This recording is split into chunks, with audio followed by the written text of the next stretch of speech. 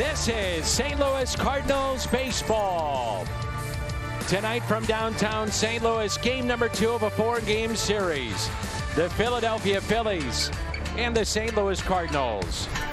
And welcome to the broadcast booth at Busch Stadium with the Cardinals Hall of Famer Jim Edmonds. I'm Dan McLaughlin. Great to have you with us. What a pitching performance it was on both sides last night. And Jimmy, we start tonight talking about pitching. The starters in particular, last 6 games for the Cardinals, they have been outstanding. Yeah, they've been doing a great job, and this is the progression of being in better shape and getting into the season. You can see these guys lately are turning it up a notch, and what a perfect time, because that bullpen was probably getting a little bit tired.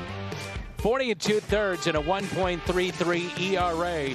Last 6 games combined from the starting 5 of St. Louis. Tonight they'll turn to the right-hander, Carlos Martinez. Had a pretty good start his last outing, but he just has room for improvement every time. You can see only 1 earned run in his last start. The first 3 starts not very good. There's usually that blow up in there every now and then. He's getting better and better as the year has gone on. Carlos Martinez looking for his first win of 2021. Zach Eflin 1-0 for the Phils.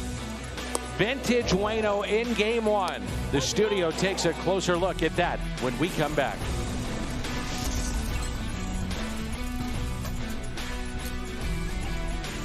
Cards and Phils on Bally Sports. And Jim Hayes, there's some news with Yadier Molina. Danny, that right foot issue that Yadi suffered running the bases against Cincinnati Friday night has landed him on the 10-day IL. Yadi sat a couple of games and made his return last night. He checked out fine before the game, and Mike Schultz said Yadi called him today to say he wasn't moving around well. Yadi came in, got checked out by the medical staff, and the decision was made to put him on the IL.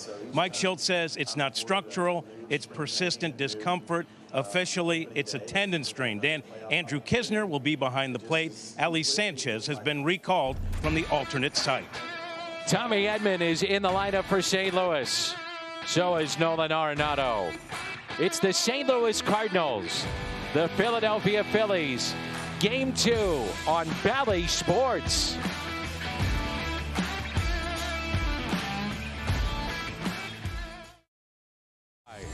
Budweiser, this Bud's for you. And by Chevrolet, the #1 selling brand in the St. Louis area. Find yours at your Mid-America Chevy dealer.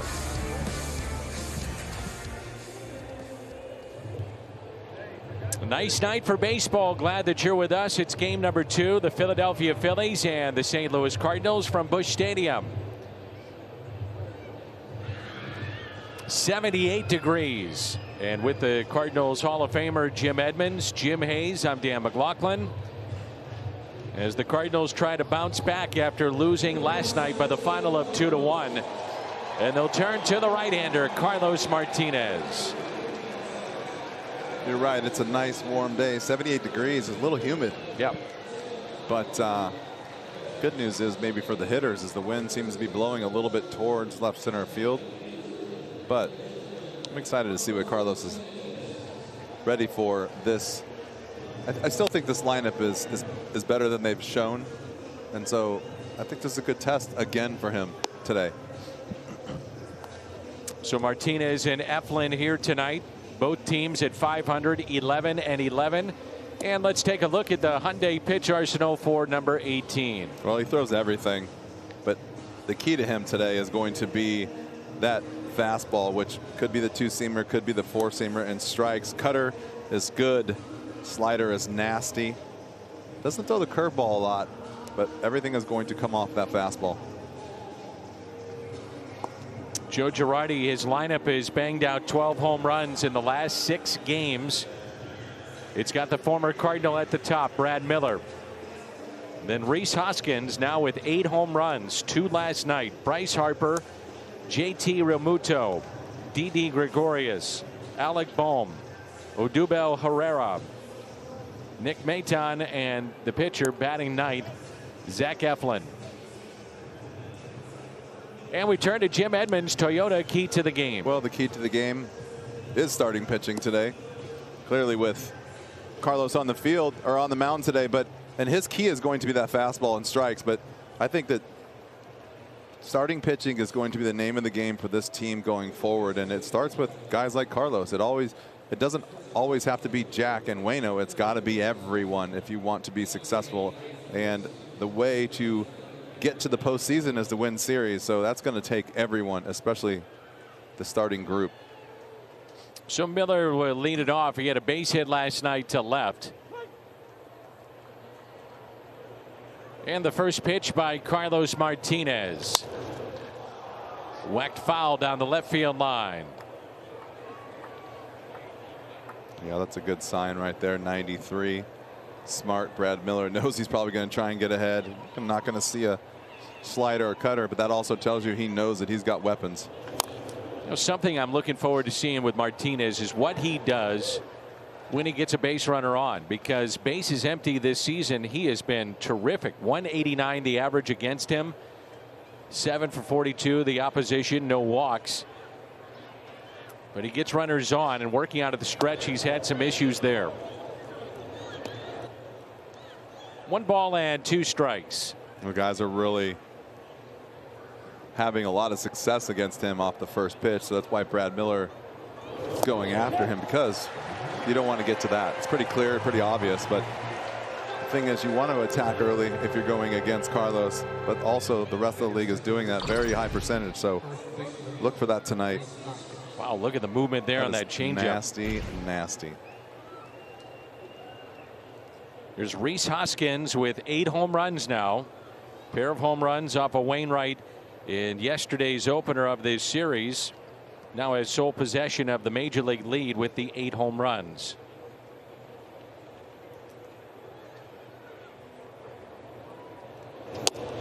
And the first pitch is taken for a ball outside. Hoskins is 0 for 2 with a walk and a strikeout in his career against Carlos Martinez. And he's got 5 of those 8 home runs are against righties in the last week. It's gotten hot. Yeah.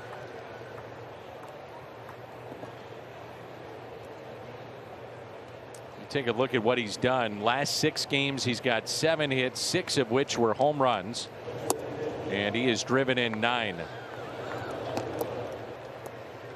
Phillies have gotten multi-homer efforts from individuals in 3 straight. Hoskins yesterday. Harper had a couple. That was Sunday in Denver. Hoskins another multi-home run game on Saturday.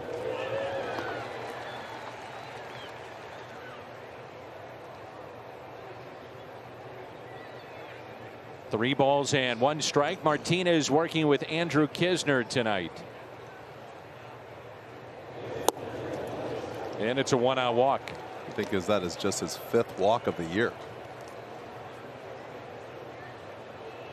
And that'll bring in Bryce Harper. Cardinals defense around the horn is presented by Dobbs. O'Neill, Carlson, Williams in the outfield. Arenado, DeYoung, Edman, Goldschmidt on the infield. Andrew Kisner gets the start behind the plate.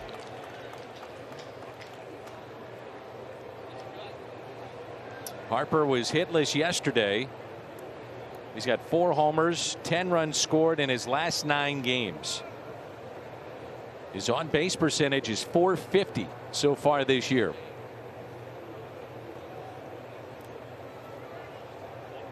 So with runners on, the opposition is hitting .500 against Martinez. Up the middle and off the glove of DeYoung and into center. Harper is headed to second. The throw is not in time. Tell you what, Bryce Harper does a lot of things. He's clearly one of the better players in this league. He can hit, but he hustles non-stop. He is always that guy that is taking the next level on the base pass. He's paying attention. He's watching. Look at him right here. He's just taking a chance. He wasn't even running out of the box, and he realized, I got a shot to keep running here because that ball ricocheted. Just hustling all the way. It's ruled a double. So runners at second and third, and JT Realmuto. 3 hits in the game last night. Goldschmidt well off the line at first base. Arenado playing back. Infield is back here in the first. And time is called. Phillies are 6-10 in their last 16 games, but 3-1 against the Cardinals, 3-9 against everybody else.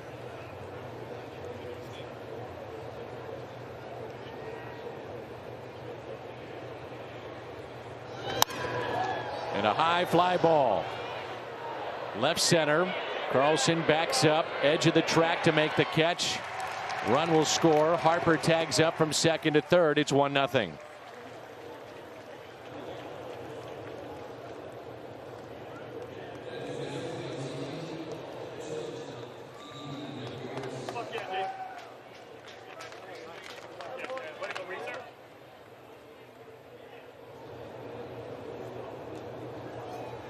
The batter is a shortstop, Didi Gregorius, with Harper the runner at third base.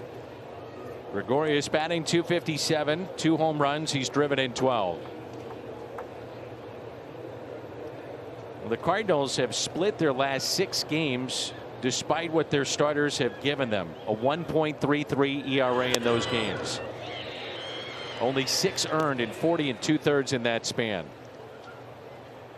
So the starters have done their job. Well, that doesn't always equate into wins. It's funny. It's like starters are struggling. Relievers are doing great. They're winning some games and vice versa. And all of a sudden they're not getting runs. Popped up on the infield. Tommy Edman puts it away. Phillies get a sac fly RBI by Realmuto, his 10th of the season, and it's 1-0. First here at Busch Stadium in St. Louis. Tommy Edman at the top of the Cardinal lineup. It's back-to-back switch hitters. Edman, Carlson, then Goldschmidt, Arenado, DeYoung, O'Neill, Williams, Kisner, and Martinez. Zach Eflin, he's 1-0, ERA of 2.77. Really the key for his start, 26 innings, 19 strikeouts, only 2 walks. You'll take that. Yeah, the walks are big time. And you look here at the Hyundai pitch arsenal, and everyone's got the fastballs, slider, changeup, curveball. It's what you do with them. Average of fastball only about 92, 91. Probably get up there around 93 if he wants. The pitching at 91, you have to hit your spots. Phillies have won 3 of his 4 starts this year. He was the winner over Carlos Martinez back on the 16th at Citizens Bank Park. Gave up a couple of runs. 6 hits in 7 innings.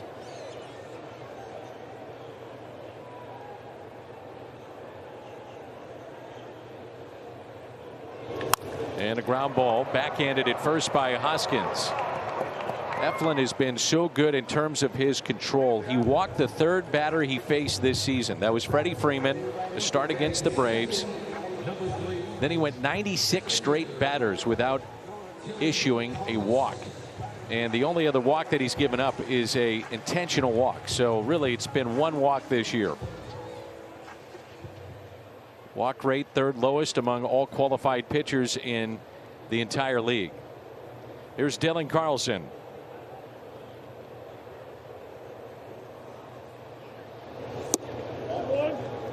Was hitless last night after back-to-back 3-hit games.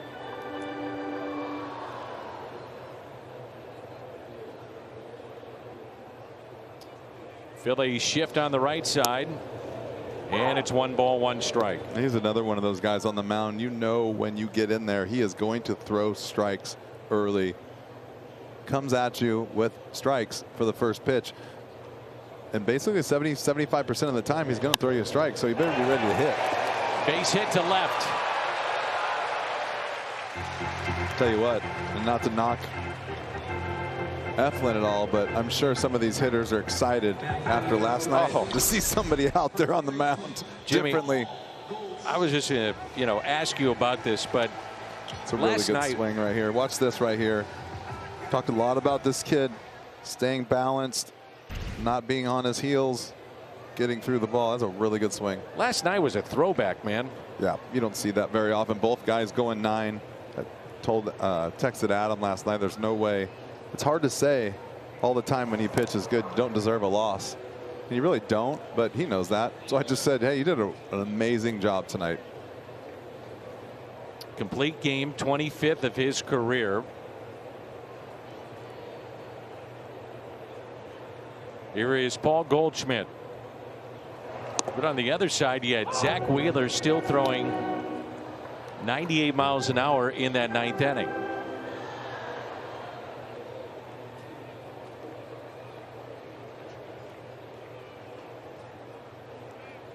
Big gap in left center. And the 0-1 pitch. Last week or so, Goldie and Arenado have been pretty quiet in the middle of this Cardinal lineup. Happens. Especially when you change locations. Come here. See last night, Arenado's ball, maybe a home run in a lot of ballparks. I think he thought he got it a little bit, didn't hit it great. Wind was blowing around a little bit last night, but it's part of it. You know, he's got to keep going, and you're going to go through ups and downs. You just hope more than one guy is not going on the downs. And the 1-1 pitch now to Paul Goldschmidt. 1-2. Goldie is 2 for 9. Couple of Ks against this right-hander. Eflin did not get a decision in his last start. 1 run, 7 hits over 6 innings. Phillies eventually won that ball game 6-5.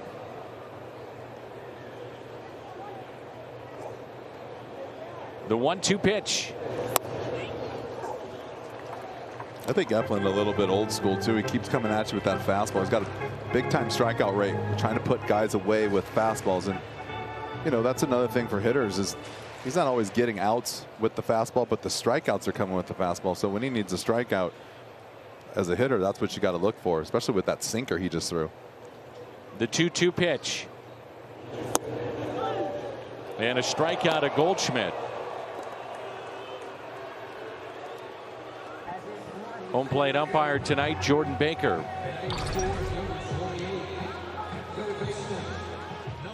That slider right there, just pitcher's pitch. I don't think it's really down. It's just not what he was looking for. And I'll tell you what, that last sinker at 95 mile an hour really gets your attention. You see the movement and you're like, oh man, if that ball, if he throws that again and it's middle in, I got my hands full. And so as soon as you think that, you get the slider, but you're also mentally, you're kind of in a tough spot because then you start looking for something in and you can't adjust that quick. Arenado. He is 5 for his last 33 with a double since his last home run back on the 17th of April. A little different strike zone tonight, huh? Oh yeah, he was oh so close last night to sending the Cardinals home with a win. Just a little short out to left center. And the one bad thing about that is you start realizing that you got to get it good to get a home run or to hit a home run in that situation. So 2, you swing a little bit harder, start coming off the ball, or 3, you start trying to pull balls that you don't really want to pull, and that can give you a little bit of a problem going forward. You just have to stay consistent, take the difference between being in a big ballpark and not trying to do too much, and just take advantage of pitches that you can really get a hold of, and then take advantage of being on the road in some smaller ballparks. But worst thing you can do is try to put a little bit more into each swing. Here's a 1-1 pitch. That fly ball that he hit would only have been a home run in 4 other ballparks. And by the way, Coors Field, not one of them. Well, the ball carries in Coors Field, but you still have to hit it.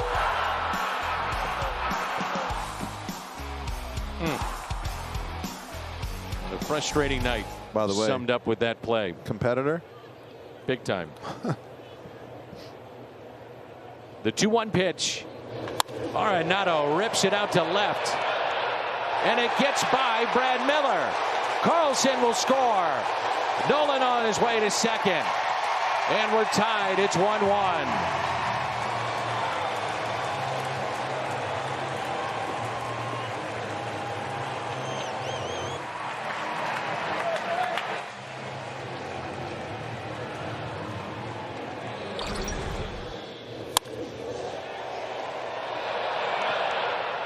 ball just sinks right at the end there. Just misses it.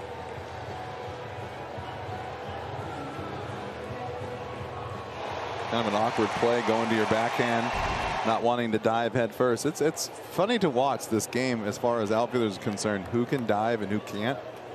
Because you see the difference between going head first and giving yourself an extra 6 feet of coverage and sliding into something, and you're almost going, I guess I would call it going backwards, really, right? You stick your hand out on a dive versus being sliding, and then all of a sudden you're not able to reach. So I would say you're covering less ground when you slide. And there's a lot of guys out there that can't really dive head first, and you see plays like that all the time. So Arenado is given a double on that play. And the 1-0 pitch to Paul DeYoung.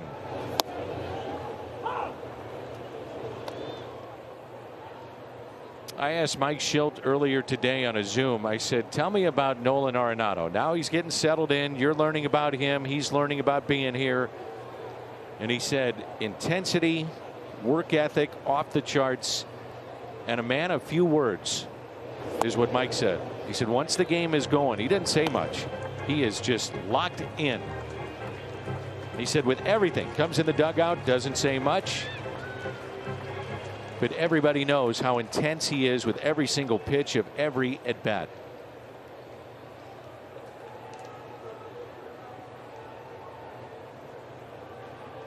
The 2-1. Little squibber that'll roll back to Eflin. Can you believe he just picked that up barehanded? Wow. Surprised that didn't spin right out of his hand. Took a left turn right to him. The double by Nolan, 1-1.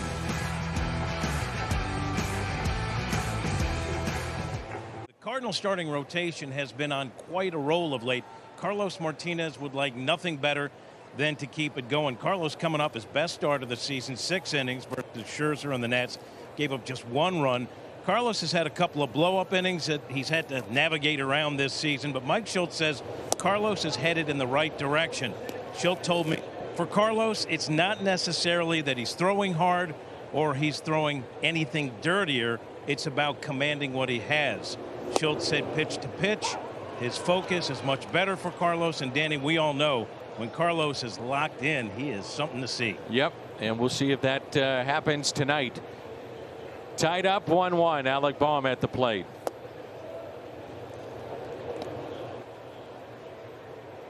Phillies second-year third baseman. Had 2 hits over the weekend, but struck out 5 times. 3-1. Sometimes I think of Chris Carpenter when I see non-competitive pitches. You know what? I've made a really big effort not to mention that this year because it's such an explanation to the people at home, and it's almost like has a little bit of a negative stance to it. I just leave it alone, but it is so true. And happy birthday to Carp. Chris Carpenter probably watching tonight, and happy birthday to Carp.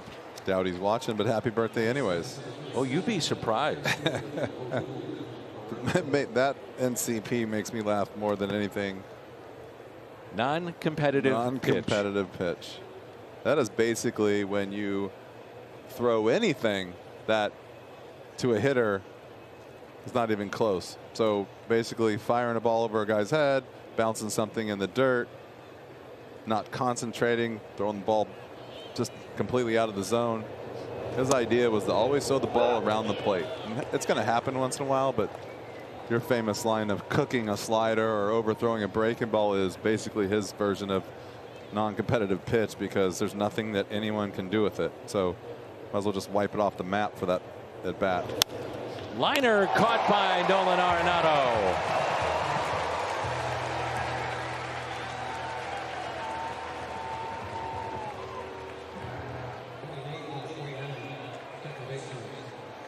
Brings in second baseman Nick Maton.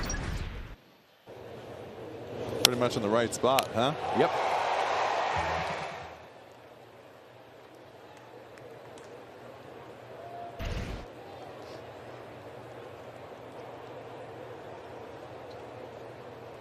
Hitless for the first time in his career yesterday. Went 0 for 3. First 6 games he was 11 for 22. 4 straight multi-hit games. Gene Segura out with a quad injury, so Maton getting a chance to play. And it's 0-2.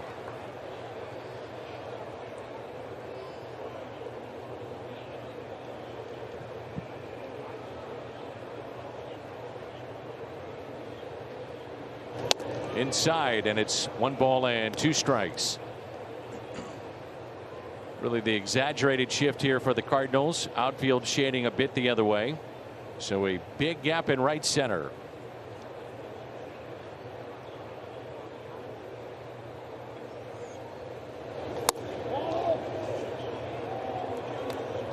Martinez working with Andrew Knizner the other day, and those two worked very well. I was just thinking the same thing, and we haven't mentioned Andrew's name yet today, that he's behind the plate. And that's a good thing because he hasn't done anything for us to talk about him yet. But these guys kind of hooked up the other day for a really nice game, and I can't wonder if he was going to catch him tonight regardless or not. So keep an eye on that tonight. Second strikeout for Carlos Martinez, and a 1-2-3 top of the second. Coming up, O'Neill, Williams, Knizner for St. Louis.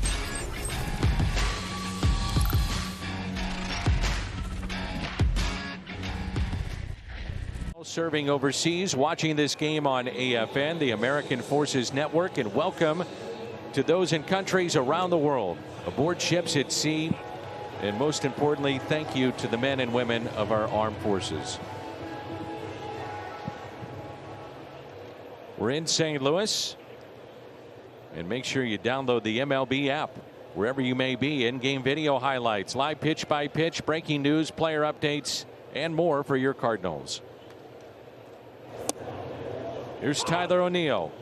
3 home runs this year, 2 in 1 game, batting .158.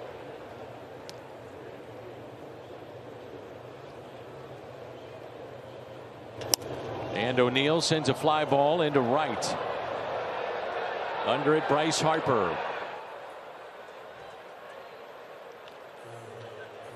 Around the Horn is presented by Dobbs Tire and Auto Centers. Miller in left, Herrera in center, Harper in right.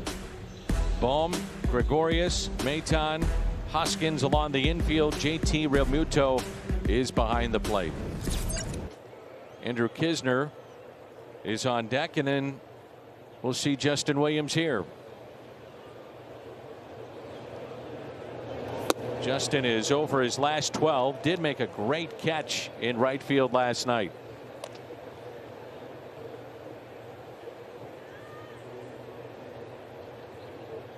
Mentioned earlier the 25th complete game of Adam Wainwright's career, and there's a base hit. Herrera over to cut it off. He'll spin and throw back in and holds Williams to a single. Bob Gibson had a stretch. 28 complete games in back-to-back seasons. Why you laugh? 255 complete games in his career. I would wonder if anyone's got 28 complete games in their career right now. Justin Verlander 26. Wainwright, Kershaw 25. Irvin Santana with 21. And there's some of the top pitchers in the game. I'm actually shocked at that. This is that high in this day and age, but you're talking about the best of the best. So, but that single off the bat of Justin Williams, 114 miles an hour. Here's Knizner.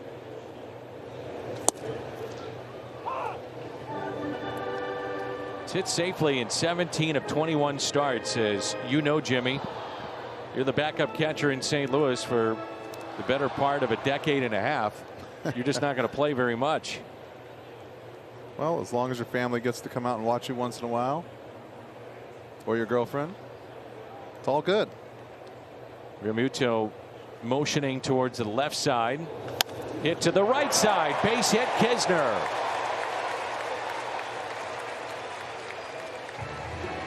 Don't know what he's been doing, but he's seriously been concentrating on staying inside the ball. Been getting some nice. It's not always going to be pretty, but my philosophy is rather get the hit, base hit the other way, than trying to do too much and then rolling over into a ground ball double play. And this is just a nice, easy swing. Not trying to do too much. So pretty. Mike Schilt was asked about Yadier Molina. They said they saw one swing. It did not look right. So Yadi called Mike Schilt this afternoon, said he didn't feel quite 100%, wasn't right, wasn't coming back and bouncing back. So Mike did indicate that Andrew Kisner will get the bulk of the playing time. Ali Sanchez is the backup catcher. Well, we saw that in the first at bat yesterday when he swung through a ball that he was limping. So didn't really think it would go this far, but knew that he wasn't 100%. Strike one on Martinez. I like that play right there. We talked about it earlier. You know that he's going to throw strikes early in the at bat to everyone. So take a shot. Get the defense on their feet, moving around. I'm surprised he didn't start the runner, but that would have been ugly if he did. Good job, Mike. Well, Carlos can swing the bat. He's got 45 hits. Tied for 15th among active pitchers. Bunted, and that'll roll foul. Saw a bunt last night where Zach Wheeler let it hit on a pop-up that basically dropped Wainwright to his backside and turned that into a double play. Nothing in two here.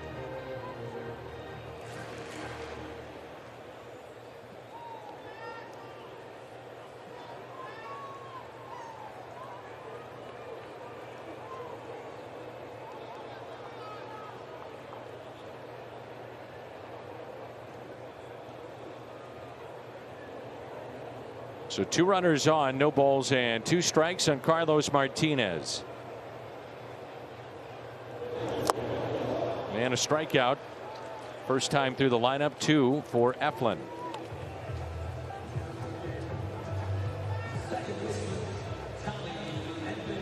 And it brings in Tommy Edman. His contact rate has jumped up almost 10% this year. Not seeing him chase as much out of the zone.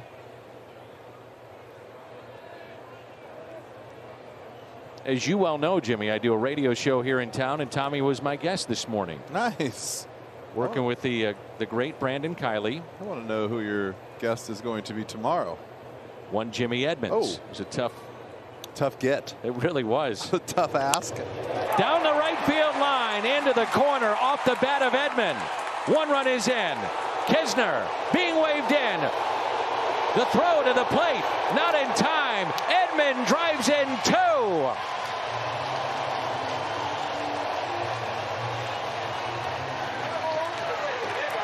Tell you what, not only did he jump on that first pitch, I like the fact that he kept running, kept his head on a swivel, and that ball kind of came in a little loose into the infield. He just kept on going to third base.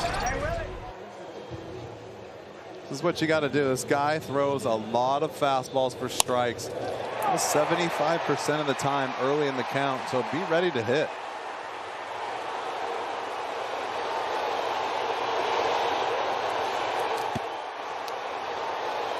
There you go right there. Tommy taking a look. Nice job right there. Doesn't really mean much with 2 outs, but a little bit closer to home plate. A little pressure on the catcher. So Brandon Kiley, we do the show on 101 ESPN, asked him a great question. He said, you know, you're not striking out as much, but you're making contact. What are you doing with what's happening with the ball in the zone? He said, you don't just swing to put the ball in play. He said, every time I swing, even with 2 strikes, I'm trying to do some damage here. He said, sometimes you can just roll over and put the ball in play. Yep. You know, you get a pitch, you drive it, you do something with it. He does a real, you know what, and I like that you said that, because I think he does a really good job, especially for a guy who's smaller. He really lets it fly early on. He's old school hitter. He lets it fly early on. He backs off with 1 strike, and he backs off a little bit more with 2 strikes, and you can see he's really successful deep in the count. Here's Dylan Carlson. And it's 1 ball and 1 strike.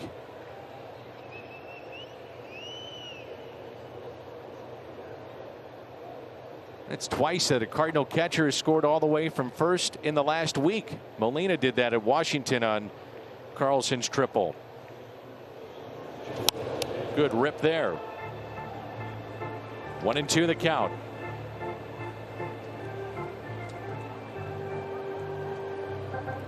not something you want to be doing a whole lot of if you're the catcher. It's a lot of work, a lot of running. You actually don't want to do a whole lot of that in general, as that's a long run. You're going to have to sit down for a minute or so to catch your breath. The one thing you don't do is a lot of running in this game as far as sprinting. And that's pulled foul. Did you see Stubby?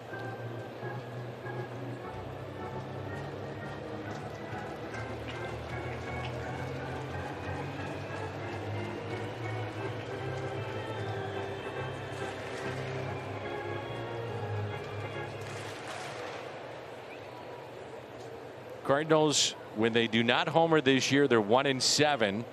So you're looking for doubles, extra base hits. As Carlson hits it to second. And they get one off the bat of Tommy Edman with a triple that drives in a pair. And with that, a Cardinal lead. It's 3-1.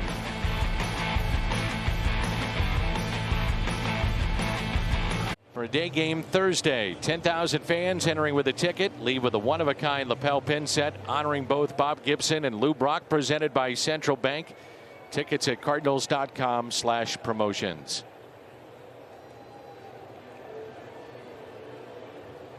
Tommy Edman, it was a double, so he took third on the throw.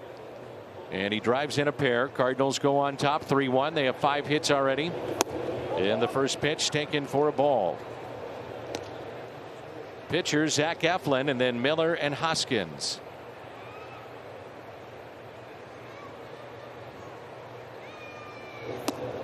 Two balls and no strikes.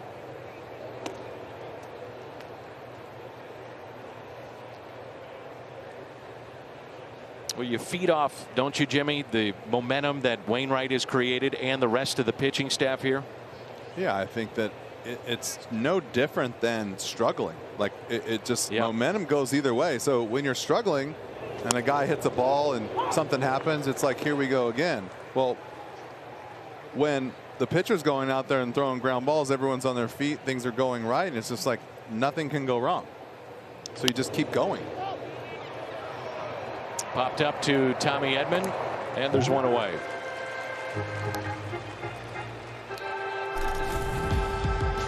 First 15 starts as opposed to what we've seen the last 6. Just focus on the bottom, the ERA 6.24. Last 6, 1.33. Last time a Cardinals starter age 39 or older threw a complete game and lost was Jim Cott back in 1980 at the age of 41. Jim should be in the Hall of Fame. He's got 283 wins. 16 different years Jim Cott won the Gold Glove. Yes, he did. And I have one of his gloves from when I was a kid, and I got it from George Hendrick. Ripped into right and a base hit cut off by Williams. Miller will stop at first. And I had no idea at the time who he was. But you got it from Silent George. Silent George. He wasn't so silent around home with friends, and I grew up with his son Brian, so fortunate enough to be on the noisier end of that family. But well, both Jim Cott and George Hendrick were on the 1982 World Championship Club here in St. Louis. Whitey made that deal specifically to bring Jim Cott to get lefties out. And to be honest with you, I think it was about that year when I received that glove, because I was 12 and that would have been 82, and Brian was 10 or 11 at that time, and we played on the same Little League team that year. We grew up together and went to school together, but he was like one of the younger crowd, and so he was on our Little League team, but as a younger player. And yeah, his dad used to come practice, bring some balls out here and there. It was awesome. Jim Cott is still broadcasting and also working for the Minnesota Twins. And I think what's kept him out, as crazy as this sounds, is his longevity. So he pitched all these years. Should be in the Hall of Fame for just winning the gloves. It's like 25 years. And he's got 283 wins. Yeah, but that's, I mean, look at Eduardo's dad. At the tail end, though, he was a reliever. 20-something years and was just a stud. So, yeah, that doesn't make any sense to me. You would think he would win he would be in the Hall of Fame for winning 16 Gold Glove. If you're your best pitcher, defensive pitcher over 20 years, that's got to be saying something. Threw over 4,500 innings. Jeez. And last time I talked to Jim was probably 6 months ago. He lives down in Florida. I said, what are you doing? He said, just got off the golf course. I said, well, which side did you play from? And I'm being serious. He scratched left and right. Tremendous athlete. Time called here by Rhys Hoskins, who walked and scored back in the first. 1966. 304 innings. How's that? Pretty good. Guys are struggling to get to 200. Yeah, 150 actually nowadays, but the benchmark's 200. Backhanded by DeYoung, stretched by Edman, out. Somehow kept his foot on the bag. Wow. It may have taken a couple of times to do it. That's court awareness right there. He is so good at every little detail, and this is why this young man has overcome everything getting to the big league. Size, people telling you can't do things. He just can do everything right. You can see right here he goes off the bag, but he knows he sticks his foot back just to make sure. Ooh, Look just at that. got it. I think he might have been on it the whole time, so he's on it right there, but just to make sure. Little kicky, Danny. You got it. Now Bryce Harper. So the Cardinals are able to get the lead runner. Good play by DeYoung as well. Shift on for Harper. Hits a fly ball. Left side. Arenado racing after it. Oh, he got it. Oh, what a play. Nolan Arenado with his back to the infield. The shift was there. Long way to go. Nolan being Nolan.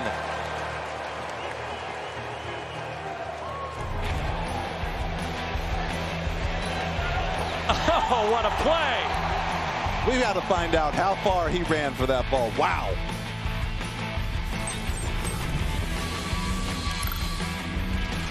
$1 any size frozen beverage every game day. Here's Paul Goldschmidt. Arenado, we went to commercial break. He ran into the Cardinal dugout. Huge ovation from the crowd. He's on deck. He's going to get another one. What an incredible play that was. When it first went up, I thought he's never going to get there, and then I realized he's never going to stop until he gets there. So he kept going until he got there.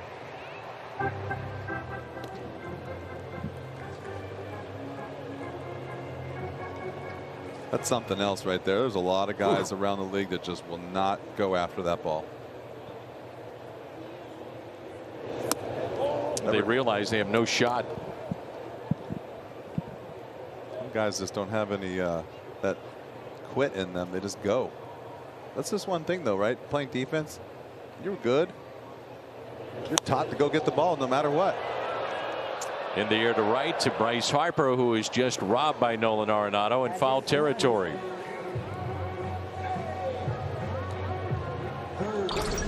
All stayed good hands, and here it is. Look where he starts. And by the way, not one peek at the wall. Good point. He ran 93 feet to get that ball. Cardinals with a pair of doubles tonight. One of those by Arenado. Cardinals came in 26th in doubles. 98 runs, with 53% of their runs coming via the home run.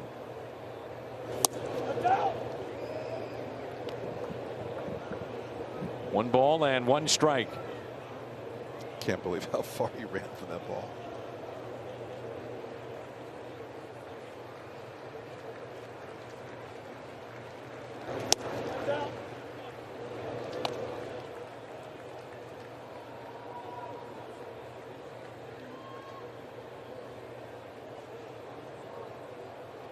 Two balls and one strike on Nolan Arenado. 2-2.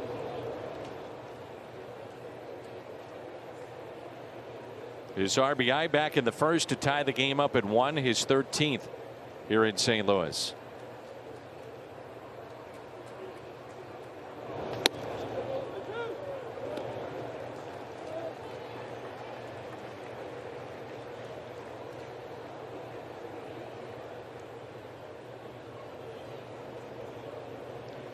Three-two pitch. And Arenado sends it out to left. Miller is over his head. One hop off the wall. And Nolan Arenado is 2 for 2 with a pair of doubles.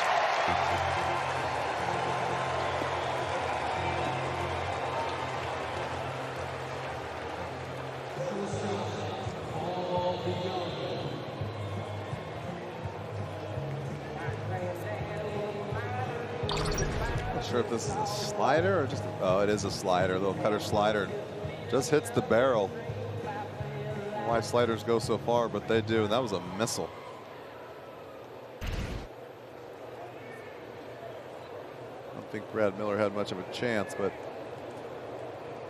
didn't run the best route either, but not expected to. Another hit on a non-fastball, his 15th most in baseball this year. Arenado, non-fastballs, base hits. Here's DeYoung. Out of play. The souvenir into the upper deck here at Busch Stadium. 30th time in his career that he's had a 2-double night.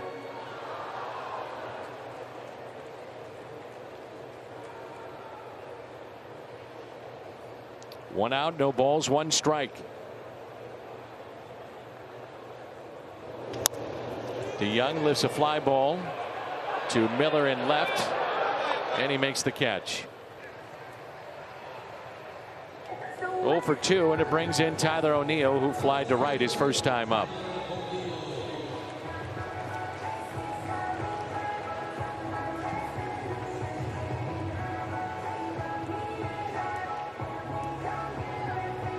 It's been a year of streaks for the Cardinals. The starting staff, now they're on a good roll.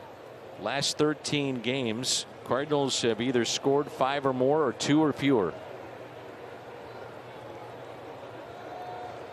5 or more, they're 5-0.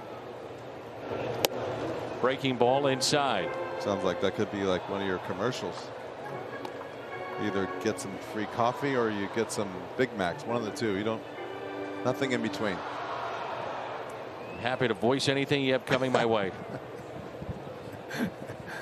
That's an oddball stat, I'm telling you what. But for you, Jimmy, it'll be a nominal fee. Okay. You bring it my way, we'll get it done. Well, you're the guy who puts deals together. I'm just an innocent bystander. You're the man. No, no, no. The 2-0 pitch. 2-1.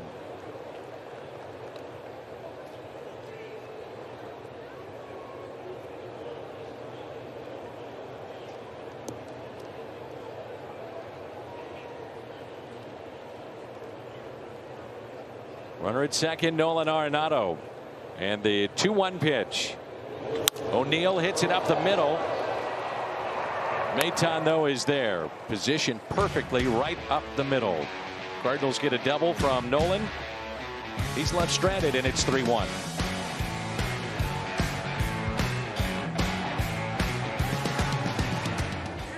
On Bally Sports Midwest is brought to you by Ford, the official car and truck of the Cardinals. And by Steel. Find your Steel dealers at steeldealers.com.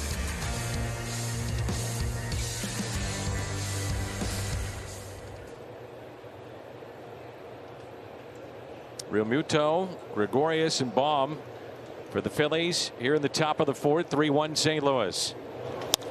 And the first pitch is swung on and hit out to right. Williams misplayed it. Realmuto will wind up at second base on a ball that has to be caught in right. I'll be honest with you. I'm going to admit my faults. I put my head down because I thought he caught it.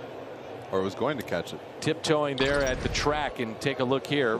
Probably thought he was way closer to the wall than he was by that reaction. Yeah, you got to know where you're at right there. He's not even close to the wall.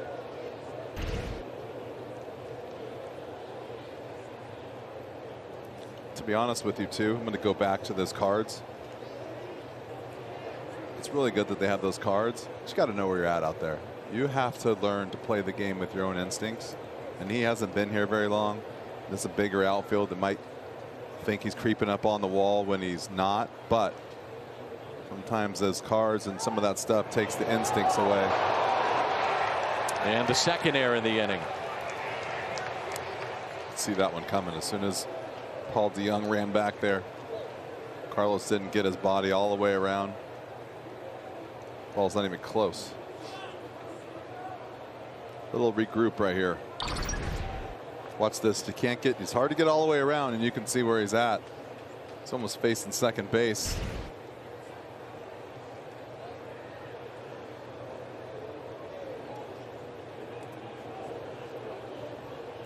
Shift here for Didi Gregorius, who popped out to second first time up. Arenado is even with the bag at third. So an error on Williams, error on Martinez, and a runner at third, and no one out.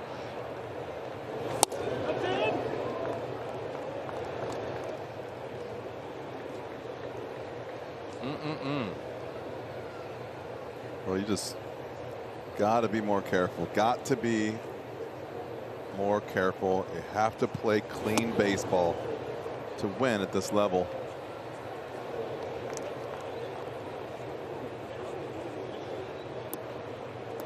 Problem is, now you see Carlos, I'm not going to say he's struggling, but gets behind, right?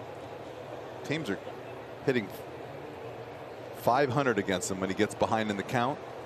And then with runners on scoring position, he starts to have trouble too. So you talked about losing your focus, sometimes getting into the stretch. He changes his mechanics, or he'll change his tempo.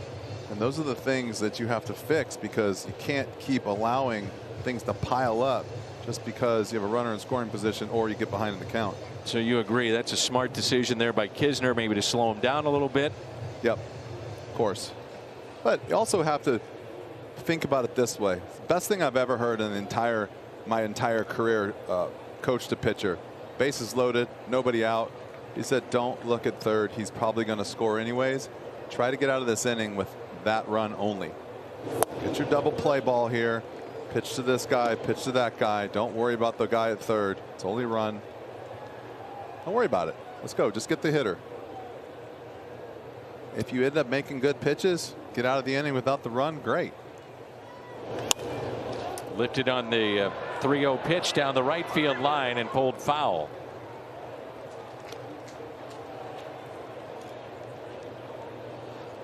Let him swing away on 3-0. Why not? You know you're going to get a fastball.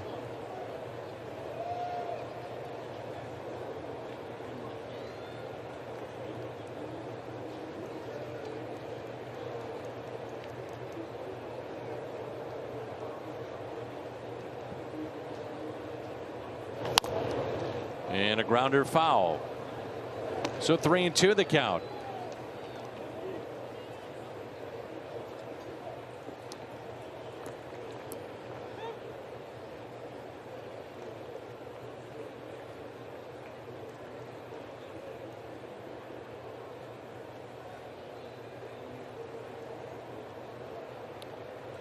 Runner at third, JT Realmuto.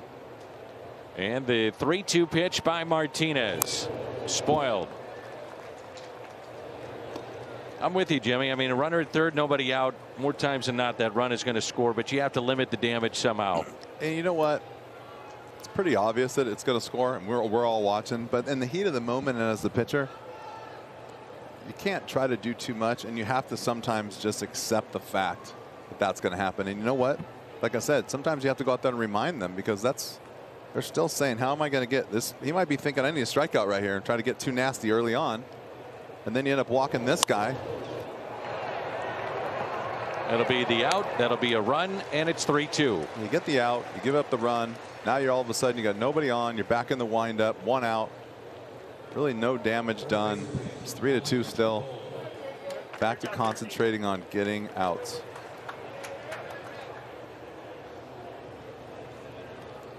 Here's Alec Bohm, who flied to center first time up. He's 0 for his last 12 with 4 strikeouts.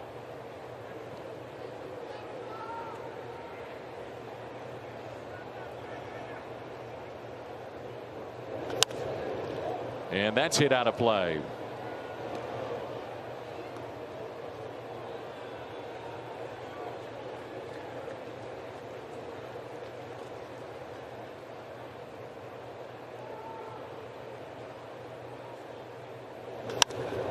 High fly ball, right center, and Williams with the catch.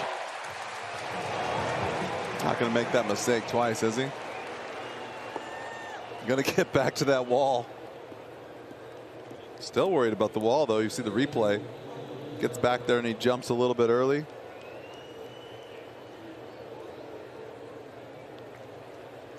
Sneak a little text to Willie tomorrow. I got something for you pregame. I got something for you to work on. Willie always talks about with these young outfielders, think about the hitter, the pitcher, tendencies, but slow the game down. Well, problem is with some of these young guys, what you said at the beginning, it's not even in their radar yet.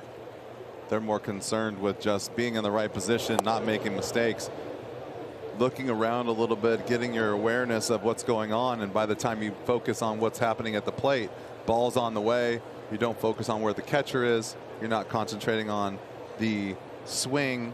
And that goes on up and down during the course of a game until you realize, oh, I haven't watched anything so far, and it's the 5th inning. And it happens.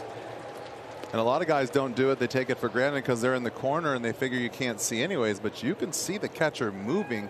And if you pay attention for more than 2 or 3 days, you'll know exactly what your catcher's calling by the way he sets up.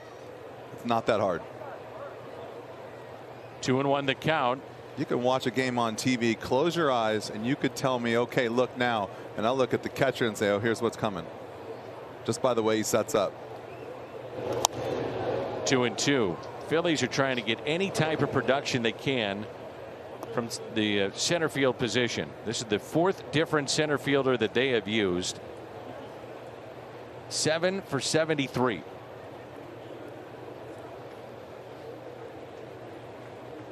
That's what they've done at the plate. The 2-2 pitch, ground ball. Tommy Edman makes the play. Here by Williams, then the one on Martinez. It leads to a run, and Justin Williams is coming up.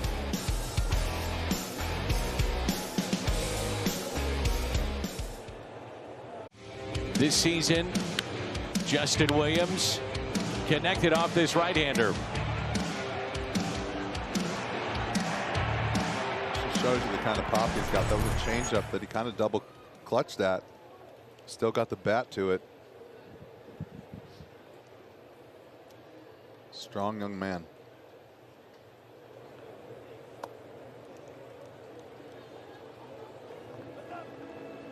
Williams, his first time up, base hit to center, and scored on the 2-out double by Tommy Edman. 1 ball and 1 strike.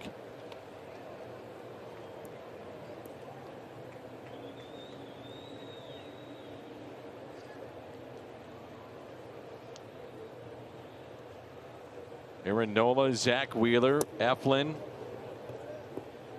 all have given the Cardinals fits at some point this season. Nola 9 innings, 2 hits. Wheeler last night 8 innings, 1 hit. Eflin with 7, gave up 6. Back on that start on the 16th. So that trio has given the Cardinals a rough time offensively. He was a 33rd overall pick by San Diego, first rounder a few years ago. 3 years in the Padres system. Then he was traded twice in the span of 24 hours. One deal involving Matt Kemp, the other Jimmy Rollins. 3-2 pitch. And it swung on and missed. Strikeout number 3. A lot of breaking balls in that at bat right there. Not going to give him much to hit. Little cutter right there, back door. Like he tried to pull it right there at the end. There's Andrew Knizner with a base hit to right.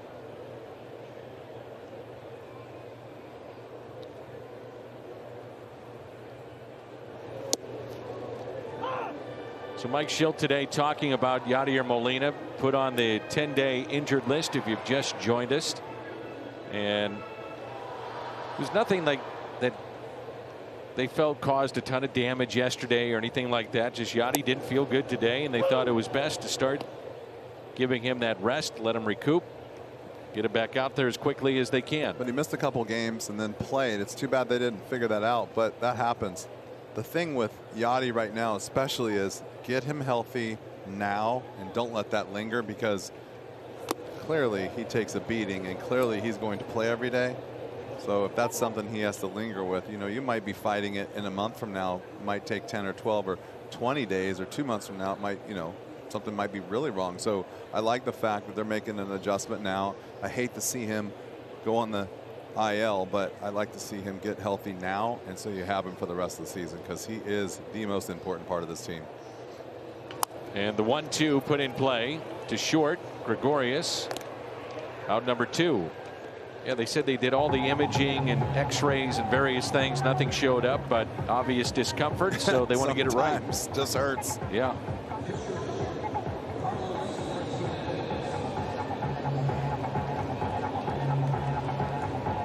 Discounted Cardinals tickets, 8 or more gallons of gas at a participating station using the My Phillips 66 app. Get up to 50% off of Cardinal tickets. Visit cardinals.com/Phillips66. Here's Carlos Martinez, came up with runners at first and second, 1 out, struck out back in the second.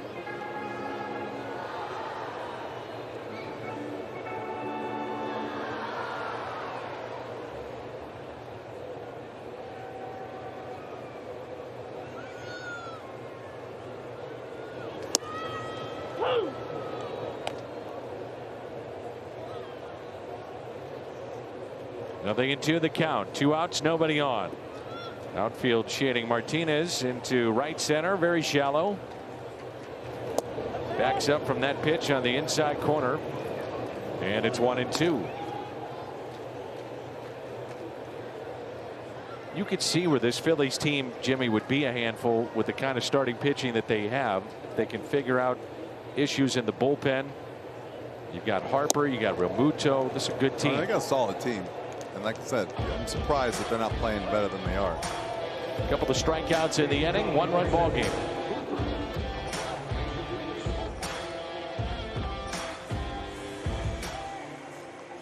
Sports Midwest, this year's race will celebrate Lou Brock and his legacy both on and off the field. It'll benefit Girls on the Run, Cardinals Care, Redbird Rookies. Register at cardinals.com/5K. 3-2 our score, and we check in with Jim Hayes.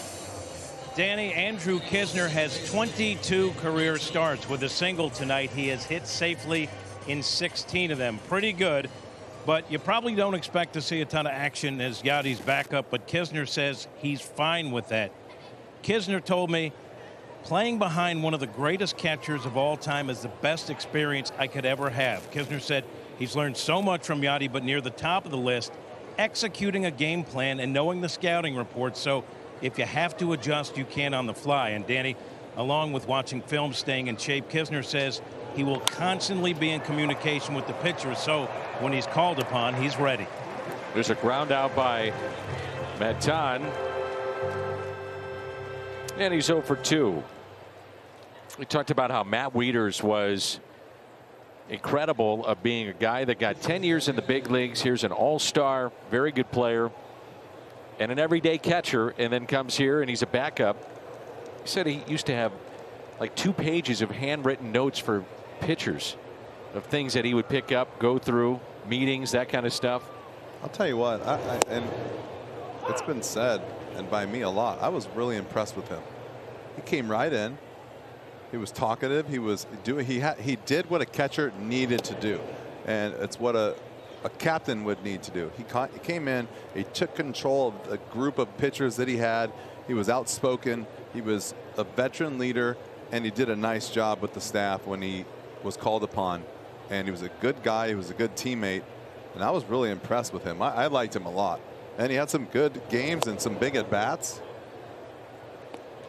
I'll tell you what, and it was something else that struck me a little bit too is he paid attention. He knew what was going on. We were playing against I believe it was Scherzer in spring training. He basically told everyone what was coming every pitch, because he said that Scherzer would fall into patterns at times, but he could also read him, which I thought was kind of fun to listen to. But that's what happens when you catch a guy a lot. But I liked him a lot.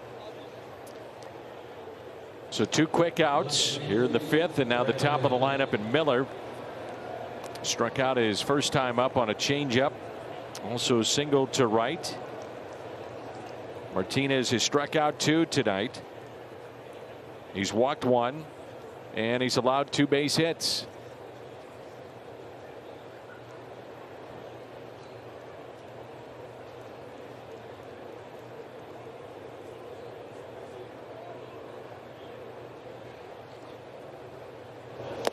He could strike at any time. He's one of 2 players in the majors, 20 or more home runs, fewer than 375 plate appearances.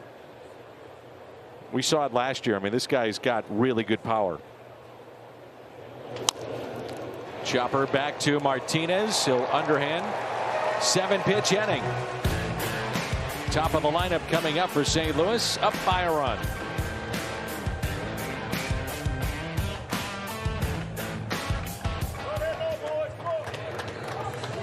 Of 10 or more Diamond Suites located between the first and third base lines.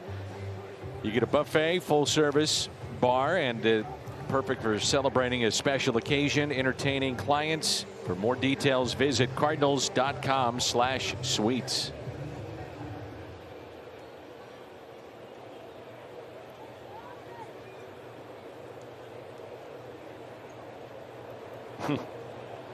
They got their hands full, that couple.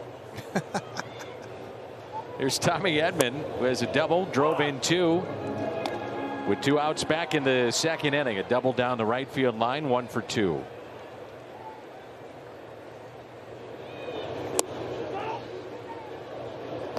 Tommy's younger sister, Elise, former athlete, played volleyball at Davidson College and now works as a systems engineer for your St. Louis Cardinals. A fly ball into right. His brother John works in baseball R&D. That's research and development for the Minnesota Twins. Interesting. Little baseball family. It's funny you bring that up. His dad played college baseball up east at Williams College in Massachusetts. Just laying it up for you. So it's quite the baseball family, Tommy Edman. Here's Dylan Carlson, singled and scored back in the 1st inning with a base hit to left and also grounded out to second.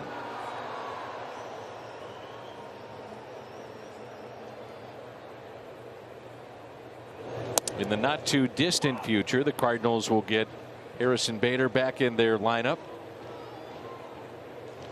You got to figure Bader goes right into center, and then Carlson would go to a corner position. The 1-1. Lined and caught by Gregorius. Holds on.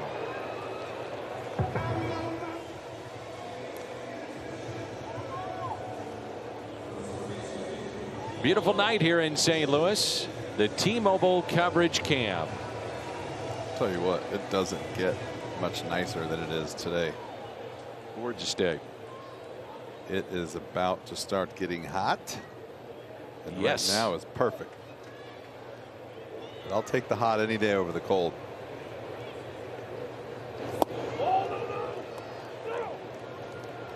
Ball one on Paul Goldschmidt, 0 for 2 tonight. Called out on strikes and fly to right.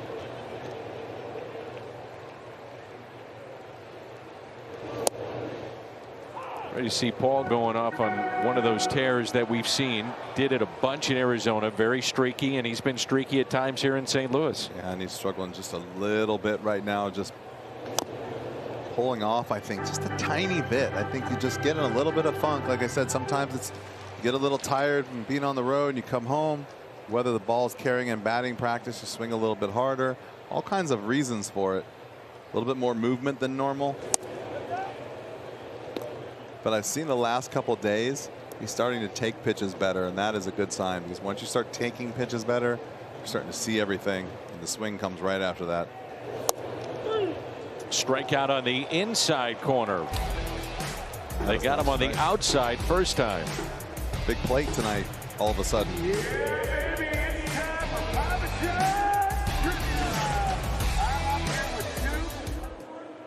Tomorrow, game 3. Vince Velasquez against Johan Oviedo, Nola and Kim. The day game on Thursday. Both games on Bally Sports Midwest. Some Philly fans here in town.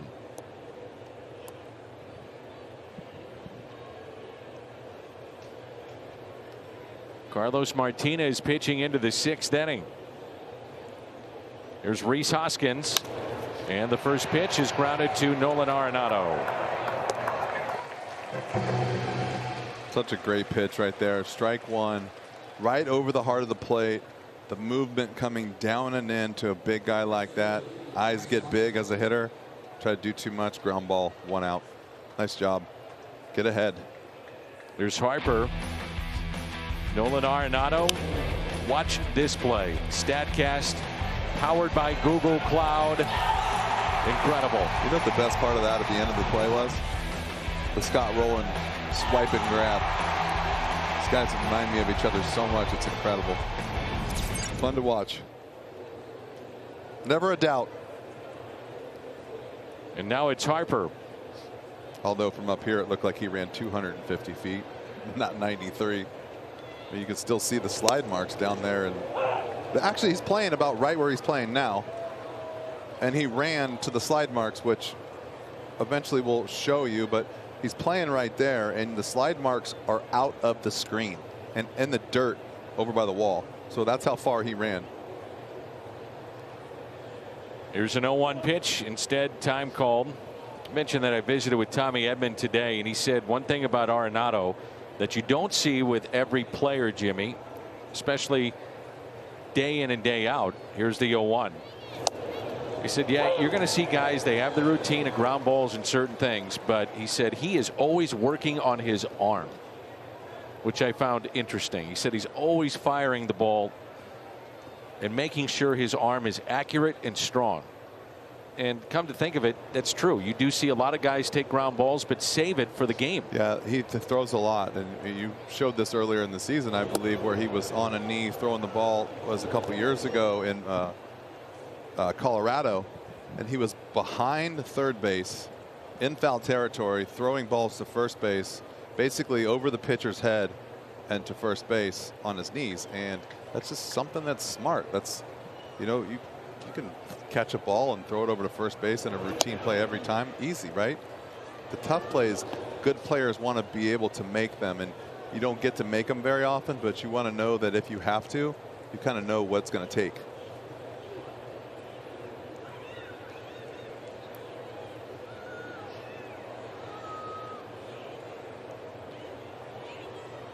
Two balls and 2 strikes, and here it comes. With the 2 strikes, Arenado basically at the shortstop position, now basically on the outfield grass as well. Tommy Edman is a good 10-15 feet back in shallow right.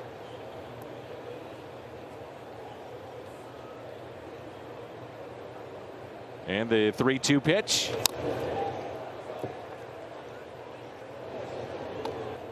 Boy, Harper doesn't get cheated, does he? Woo. No, he does not, and he does not swing and miss very often.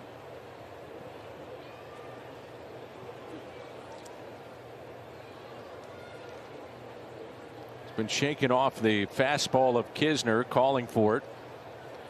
This is where you got to be careful. You got to get it in there. And he blew it by him. 95. Little extra on that one. Or get it up there. If you're going to pitch Bryce, you're going to have to get it in, or you're going to have to get it up. And up and away is a good spot for him, I think, especially in this ballpark. A lot of times he likes to pull the ball, but if he's going to hit a ball in the air, you want him to hit it the other way. That's just good hard baseball right there. JT Realmuto. Sac fly, RBI, got the Phillies on the board. First inning. Reached on the air and scored. Back in the fourth.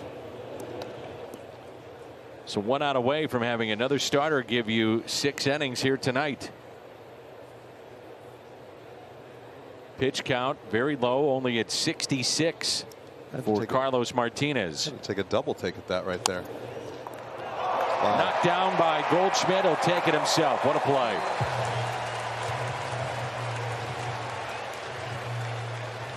The Phillies go 1-2-3.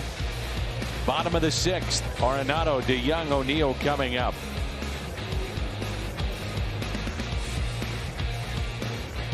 Eflin going into his 6th inning. Realmuto. Sac fly, run scored, RBI. Nolan Arenado is 2 for 2. Pair of doubles. And also a tremendous defensive play. Harper 1 for 3. And the Cardinals have a 1-run lead. Take a look at our Nissan drives of the game. Arenado in left. Miller couldn't come up with it. And then Arenado again. 2 for 2, 2 doubles.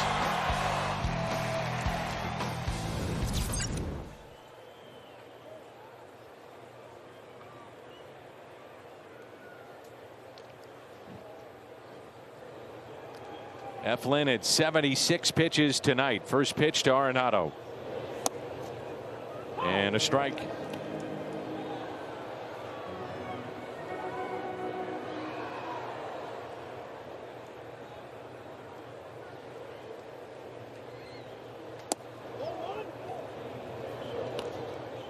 A ball and a strike on the Cardinal third baseman. DeYoung on deck, and then Tyler O'Neill. Cardinals tied the game up 1-1 in the first. Took the lead 3-1.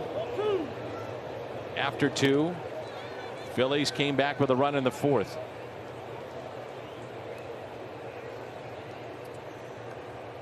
St. Louis is out to hit the Phils 6-2.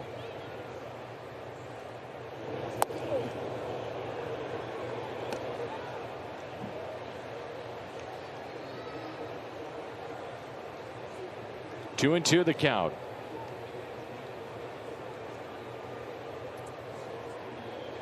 Nolan dropped down to a knee on that swing. He took something off it. And a strikeout. Sinker again right there. That thing is nasty. Starts off middle way and just runs down and in. And so hard to square up. 6 strikeouts for Eflin tonight. I feel like if I'm watching this young man pitch right now, I don't know why you just don't throw that pitch 90% of the time. Great run, great sink. Just the sink is unbelievable. It's like he doesn't trust it. DeYoung taps it back to Eflin. Step and throw. 2 away. May 7th, 8th, and 9th, Cardinals and Rockies here at Busch. 10,000 fans take home a Cardinals purse, courtesy of Coca-Cola and Quick Trip. Very popular item. The purse giveaway May 7th, 8th, and 9th. Tickets at cardinals.com/promotions. O'Neill 0 for 2, flied to right, grounded out to second.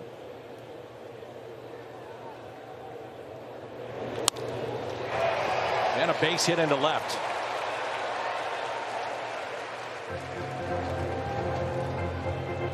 Snaps a string of 10 in a row set down by Eflin.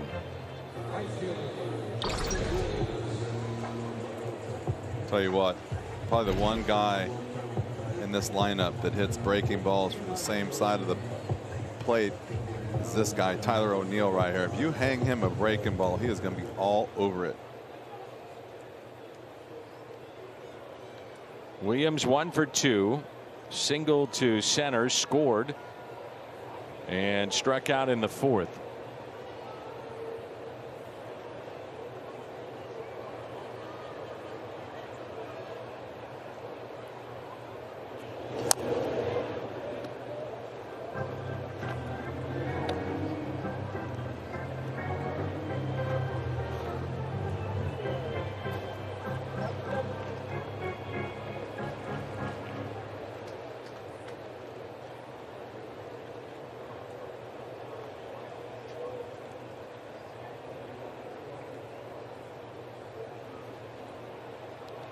And the 0-1 pitch. I think Andrew Kisner has just made 2 fans for life. 2 little kids, front row. Foul ball went right by them. Kisner got it, pointed to him, and said, "You're going to get this ball." And they're going nuts down there. Oh, that's great. It's the best.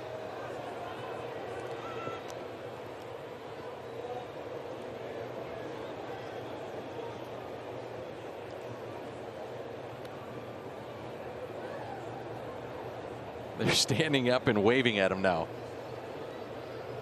And Jimmy, you're trying to find them, but they are standing.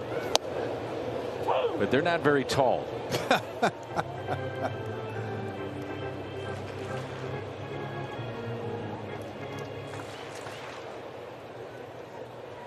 So 2 outs, runner at first, no balls, and 2 strikes. Eflin a check on Tyler O'Neill, your runner at first base. And it's 1-2. You know what's interesting with Eflin is guys are hitting .250 against him with 2 strikes. That's kind of odd. That's what makes me think he goes away from his sinker. exactly. That's 6th highest in all of baseball. And the 1-2 pitch. Instead of check on O'Neill. Well, and I think that's what you said makes a lot of sense, right? You have control of a fastball that's going down. Hard to get it in the air. Hard to get it even hit a line drive. You're going to hit a lot of ground balls. So when you make mistakes with the slider, that ball gets elevated, and that makes a lot of sense that it's going to get hit. Ball gets away. O'Neill to second base. But I just don't understand with that sinker why he wouldn't just keep throwing it until somebody hits it. I mean, he has only got a ground ball rate of 8%. That's unheard of with that sinker that I'm watching.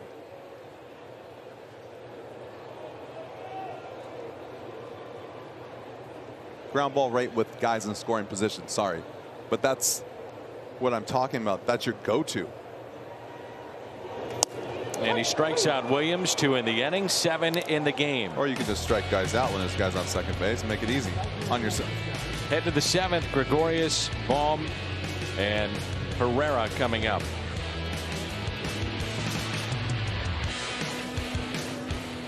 To the 7th in St. Louis. The starting rotation has been really good lately, and John Gant has been a big part of that. Gant describes himself as a free spirit, and we had him on the pregame today. Here are some of the key points from his pregame appearance on why he prefers starting to the bullpen. Gant said, "I get to play baseball with my friends longer." On why he got off social media 5 or 6 years ago, it was counterproductive. I woke up in the morning, checked the feed, then before I went to bed I checked the feed. I didn't want to be sucked into that routine. And how he keeps his hair looking good, he said, "I put a little argan oil in it once in a while and wash it every now and then." And Danny, breaking news, you know, he's got the great hairstyle, John Gant. He's gone to braids now. We saw that on the pregame show interview. That's breaking news. Oh, we did see it, Jimmy. Argan oil. Argan oil. All right. So, I mean, that's why, you know, you got Jimmy to find everything that's going on. Digging deep. Yeah, and that's digging deep. I wonder if he uses the Suave hairspray with the argan oil. Keep it still. Keep it fresh. Little spritzer of hairspray. Sometimes he's got it braided. Other times it's just flowing. Natural.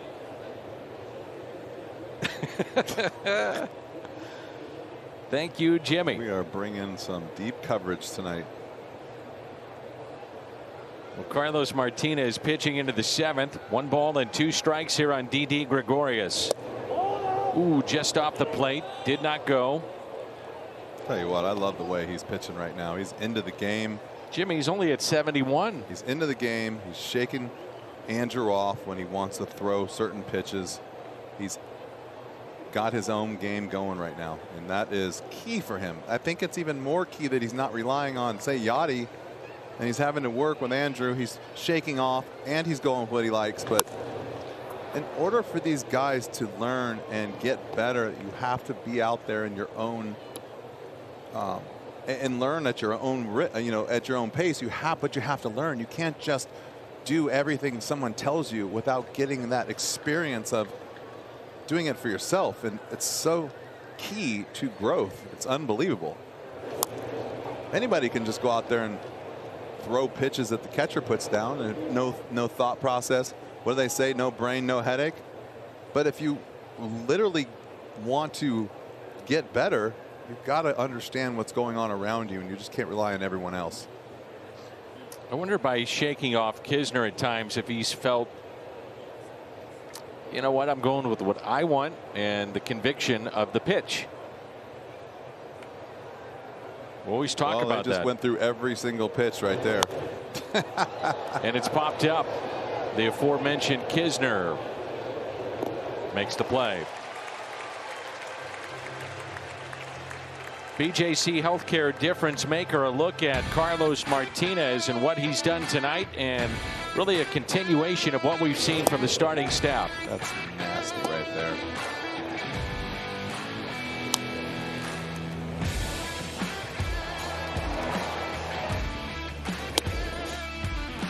Strikeout of Harper back in the 6th. He has struck out 3 tonight. So pitching into the 7th, couple of hits, 1 earned. Cardinals lead it 3-2. They are not on the same page right now, but that is also good. Carlos is in charge. I like it.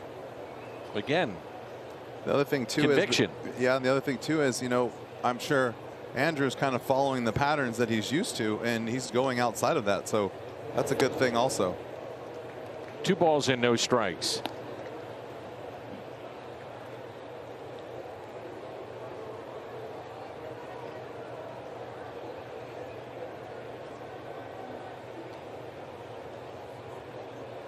I think there's a time when, as a pitcher, you should be able to relay to your catcher while you're on the mound, in the moment, I got this, or I need some help. And it's always going to be one or the other. It's never going to be all of the time one way or the other. And you're going to sometimes shrug your shoulders like, I need help with this pitch. I don't know what I want to do here. Or heads up, this is what I want. And a lot of these big time pitchers do that, and they give keys to their catcher so they don't have to shake. They're whatever they do with their feet, or they'll mouth it, or they'll put their hands in hold their hands in a certain way. That's because I don't want to shake, and this is what I want to throw. Let's get to it.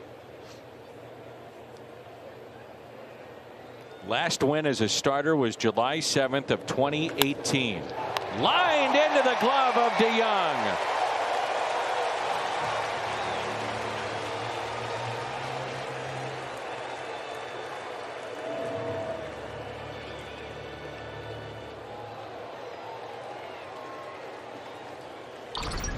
And that's out number 2. This ball's hit, and this is a nice play right here. But the infield defense tonight of the Cardinals, it's been sensational. What did we talk about last night? Might not be a better infield in this league, as far as all the way around the horn, athletic, and being able to make plays. Here's Herrera, looks at a strike.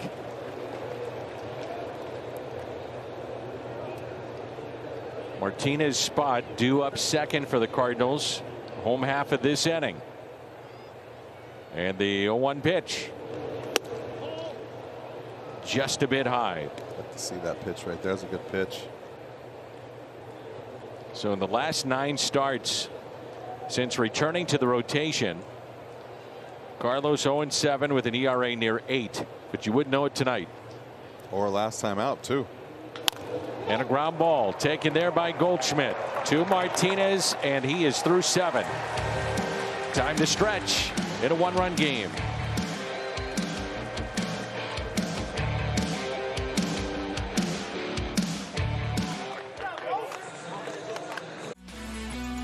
Carlos Martinez, Zach Eflin, Arenado, couple of doubles tonight. Also a tremendous play in foul territory. Tommy Edman with a double that scored 2 with 2 outs to give the Cardinals a lead. There's that play by Nolan. Fun night at the park. 3-2 our score. Home half of the 7th. It's Kisner, Carlos Martinez, Tommy Edman. No one throwing in the Cardinals bullpen. Right-hander getting loose. Sam Coonrod of the Phillies.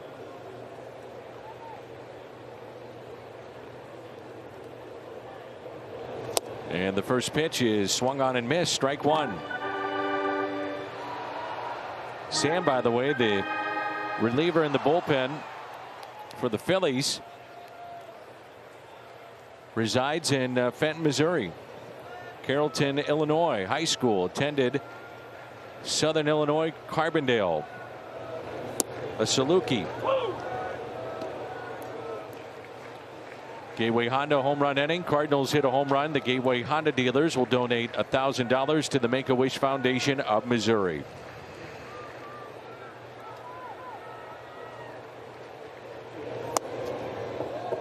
One ball and 2 strikes. Tomorrow, Johan Oviedo will get the call for the Cardinals. He was away from the public eye most of the time in spring. It's a spot start as Kisner lines it into center, but Herrera is there. 1 for 3 tonight.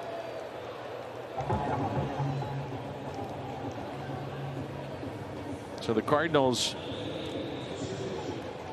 knowing that they had this stretch of games coming up with all the off days early, and Mike Schilt coined it as a spot start with potential frequency. So if you want to look at a 6-man rotation, spot start, whatever, but he'll go tomorrow. You know, I just think that right here with Carlos hitting, you have to let him figure out how to get deeper into games. This is a good situation to give him the ball as long as he can take it. He's at 82 pitches.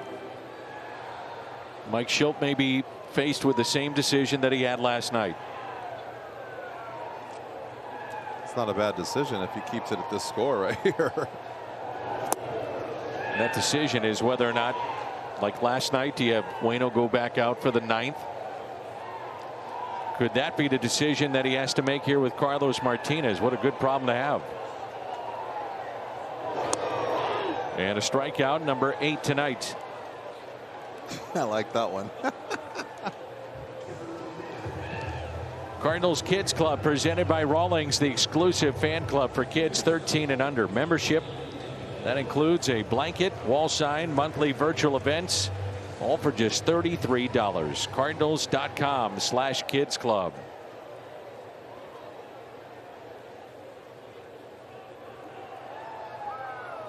Two outs, Tommy Edman.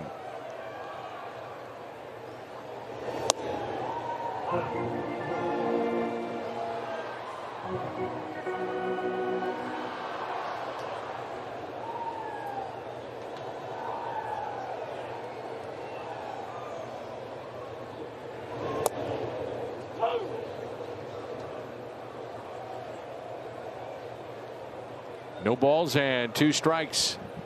Looks like Eflin's like, hey, I don't want to be left out here. He's going right to work. And Edman with 2 strikes, a base hit into center. Second hit of the night. He's 2 for 4. It's another good shot right there of a guy taking a little less, taking what he gives you, cutting down his swing, just making contact. But you're right, he swings hard, but he's not trying to do too much. Body slows down, hands stay aggressive. Make sure you get a strike and put it in play.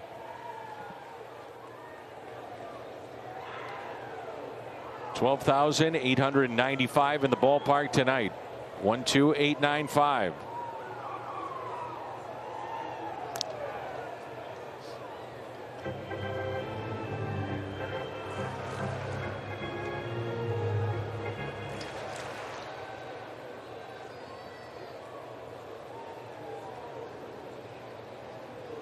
Dylan Carlson, shift on the right side.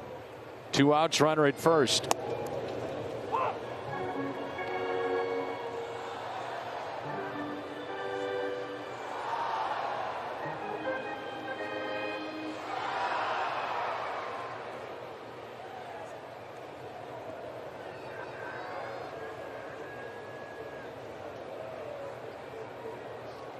Here's a 0-1 pitch. Instead a check on Edman, who has 4 stolen bases, 4 of 5 this year.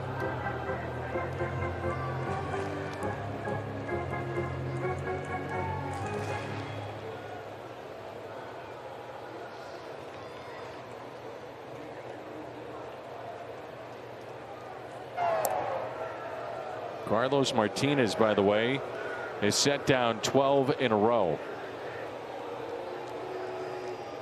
He's been locked in. If you include the errors, it's 15. And the drop in right, and then Martinez himself committed an error on a pickoff. 1 ball, 1 strike. If you're thinking about running, Realmuto is one of the best. Since 2019, he's thrown out 42 runners attempting to steal, and that is first in baseball.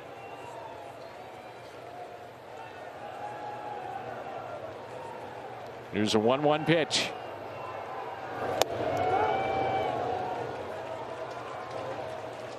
We were talking over the weekend with Rick Horton the difference of that pitch. 1-1 if it goes your way or the other way, and it's a swing of about 200 in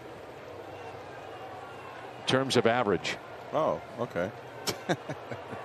200 points. Another breaking ball here, maybe. Ooh, Edman started towards second, and it is pulled foul.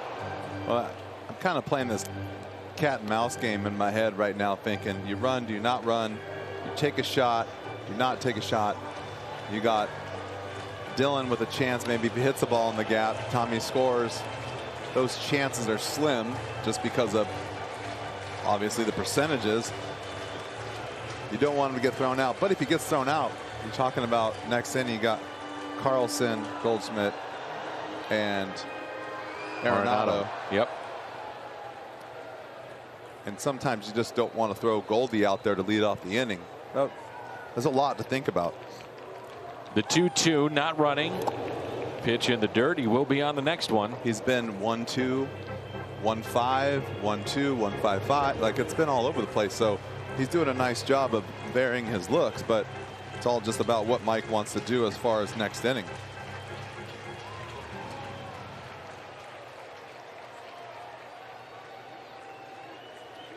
Three and 2, the exaggerated shift now for Carlson.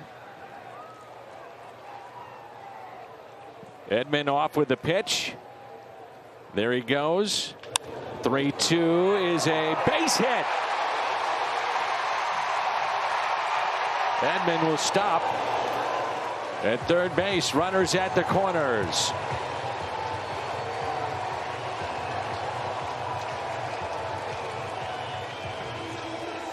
First and third for Paul Goldschmidt. And will Joe Girardi go to his pen? It's a 2-hit night for Dylan Carlson.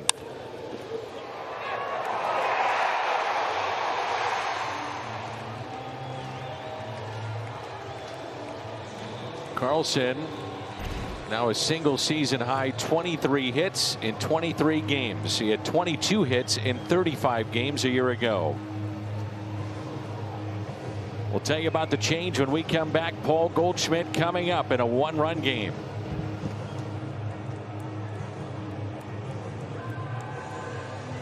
Not to be reproduced or retransmitted in any form.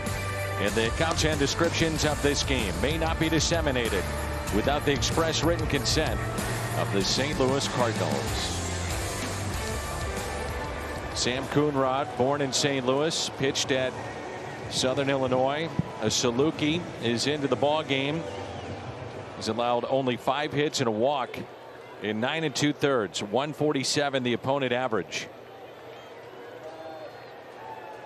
He was acquired from the Giants for Carson Ragsdale back in January.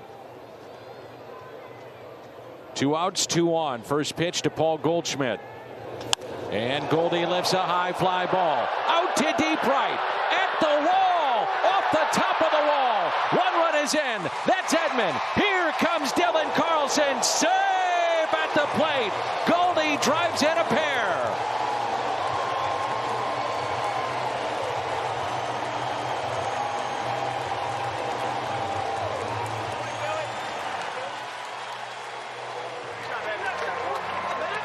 Well, that was bound to happen. He's been taking some good swings. He's been taking some good pitches. Got himself a little bit locked back in. Been really quiet the last day and a half. Nothing to show for it. Right there, he is inches away from a homer. Tommy Edman scoring his 100th career run on that play. And it's opened it up now 5-2. Here's Arenado. Not a big fan of that slide right there by my young center fielder, but glad he made it all the way around. Closes the book on Eflin. 6 2/3, 5 runs, 9 hits, 8 strikeouts. Arenado with a pair of doubles tonight and a strikeout, 2 for 3.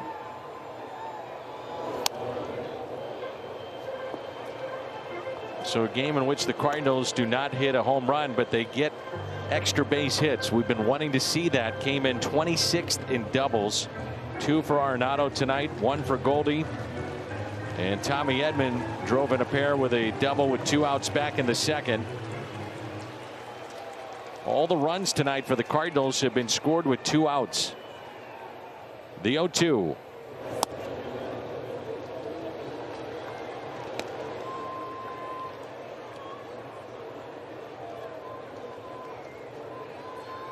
Eflin got the first 2, and then Tommy Edman on an 0-2 pitch, single to center.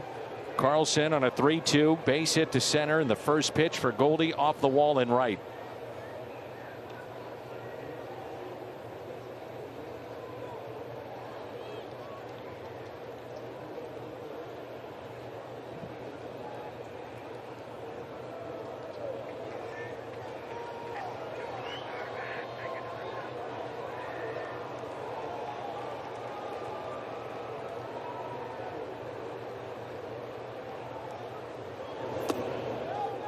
So I mentioned that Coonrod was born in St. Louis, raised in Carrollton, Illinois, grew up a fan of the Cardinals, used to come to Busch Stadium all the time. Last year, a tough year in that shortened season with the Giants. He was knocked around a bit and has found a home with the Phillies.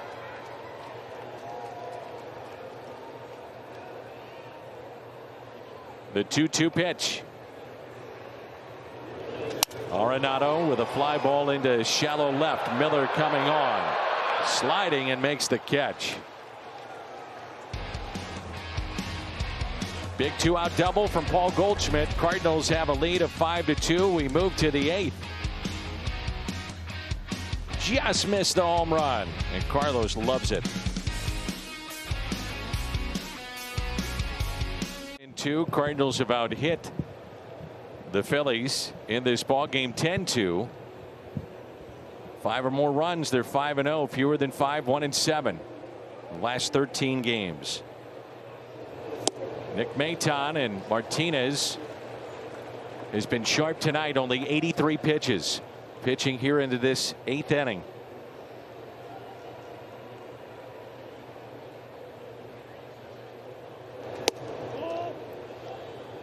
Giovanni Gallegos throwing in the Cardinal pen.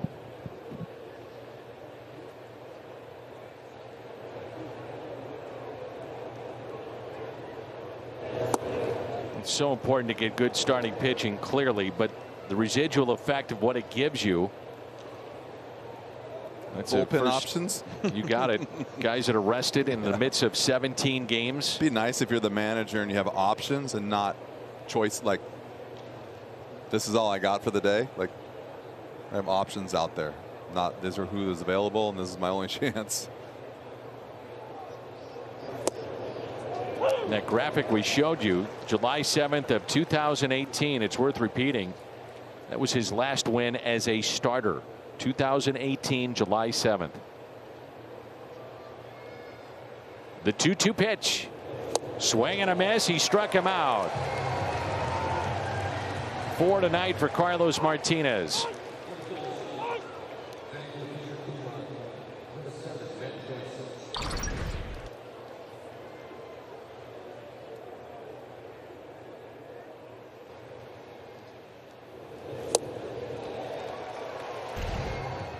The pinch hitter, Matt Joyce.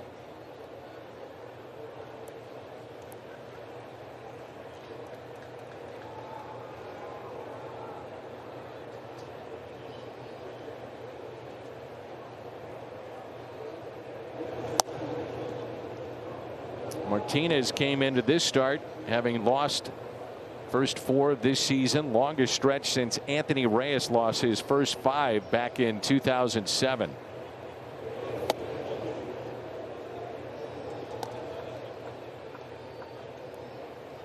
Anthony Reyes, now a fireman out in California. And the proud owner of Game 1 victory in the World Series. At that. Can't take that one away. No, sir.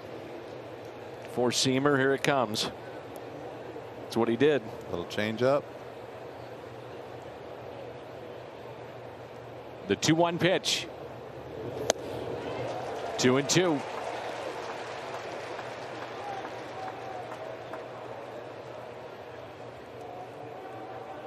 Joyce is a pinch hitter. A lot of opportunities. He's pinch hit 263 times, 212 average. And the 2-2.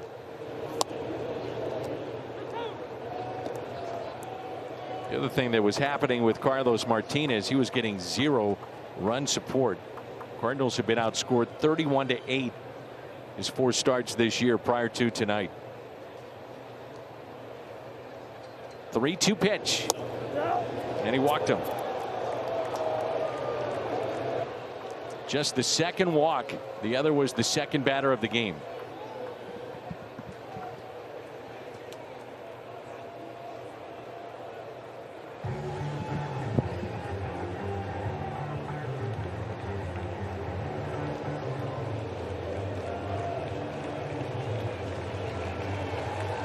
Martinez thanking his infielders as well he should, and Andrew Kisner. Well done, Carlos.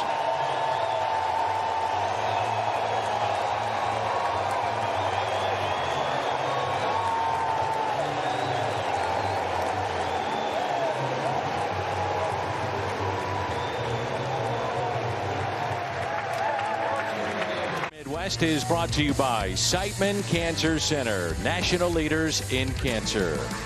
And by Budweiser, this Bud's for you.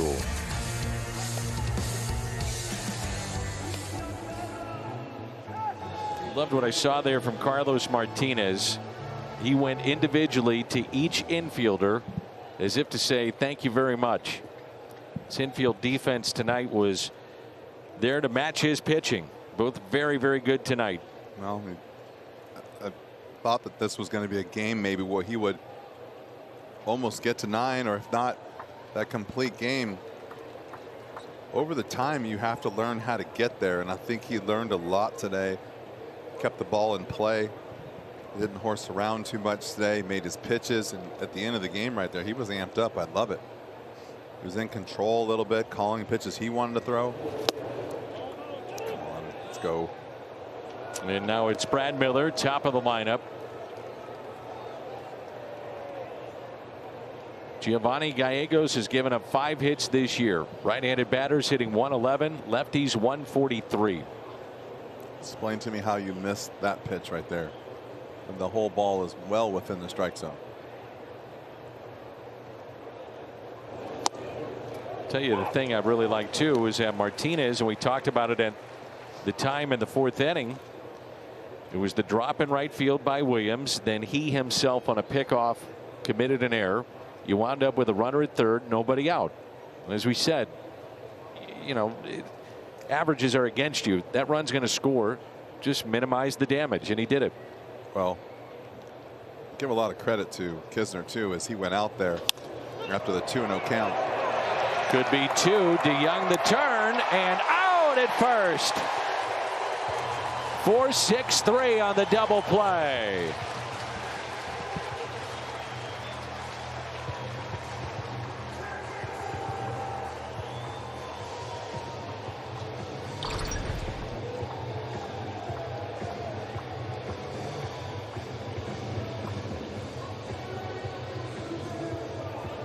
No challenge. 4-6-3 on the double play.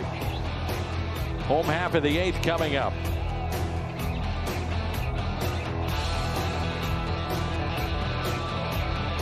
Entertaining series so far. Entertaining homestand, really. Sweep of Cincinnati. Last night you had the pitchers duel, and tonight Carlos Martinez awfully good. 7 1/3.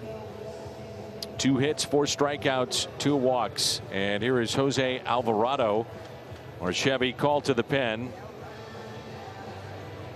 This young man can flat out bring it. He's averaging 99.5 miles per hour on his sinker this year. I don't know if I'd call that a sinker. He can bring it.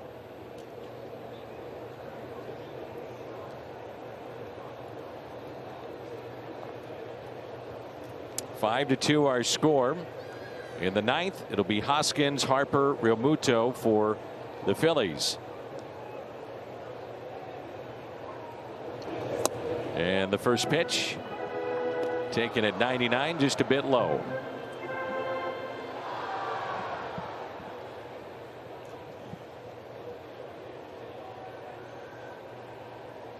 A little bit of his pitch arsenal, but does throw about 80% fastball. So although he throws hard, kind of know what's coming. Better be on time. And the 1-0 pitch to DeYoung.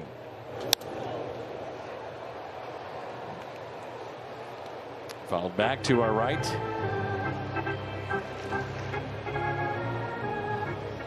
Game time tomorrow at 6:45. We understand there's a ton of rain in the forecast, which can change in a hurry. Yep. Hopefully. This field can take a ton of rain too. Here's a 1-1 pitch. There have been times I've been at the ballpark and I think there is no way, none, we're going to play. And 35-40 minutes later, first pitch. I'll tell you what, my first 2 years here, I had to make an adjustment mentally, because I would wake up and I would say, there's no way we're playing today. Go sit around all day, half asleep, lazy, and then, like you said, hey, game's starting at 8 o'clock. So I had to change my routine to believe every single day you're going to play. Well, Jimmy, you were in California and it never rained. Easier to shut it down. Easier to shut it down than it is to pick it back up. So mentally I had to tell myself, you know what, we're going to play no matter what. And probably what, 90% of the time, if not more, we did. Yep. And a strikeout of DeYoung. Paul 0 for 4 tonight. Quick word from Great Southern Bank. Lots of new little firsts to keep up with means less time for banking. Good thing you can check your balance with a text and get back to all of life's little firsts with Great Southern Text Banking. Tyler O'Neill 1 for 3 tonight. Now, if he could center a ball, it might go 500 feet.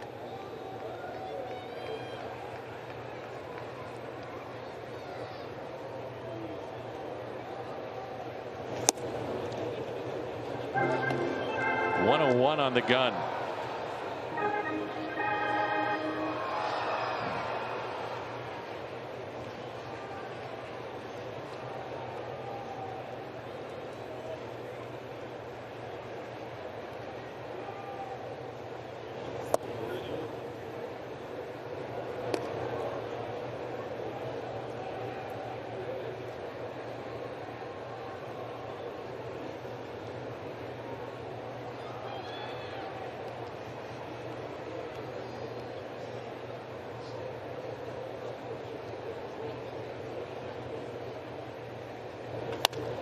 And that's pulled foul.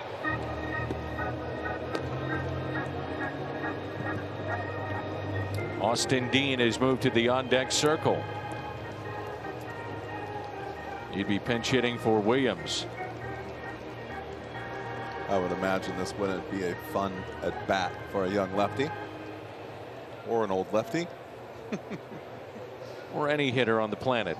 This would be one of those guys that you face. You just hopefully stay on the fastball. Don't swing anything breaking.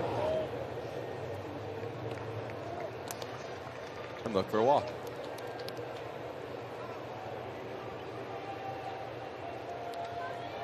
Alvarado was with Tampa Bay. He made his major league debut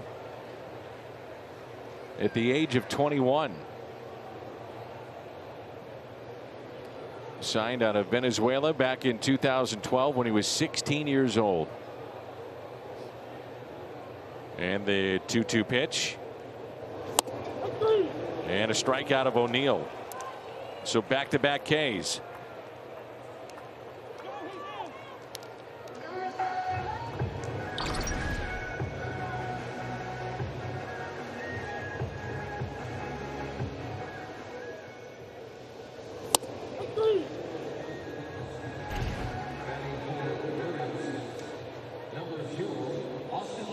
So here is Austin Dean.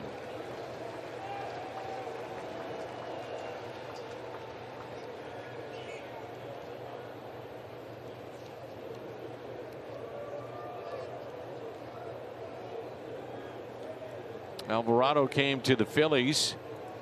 It was a 3-team trade with the Dodgers and the Rays. 6'2", 250 pounds.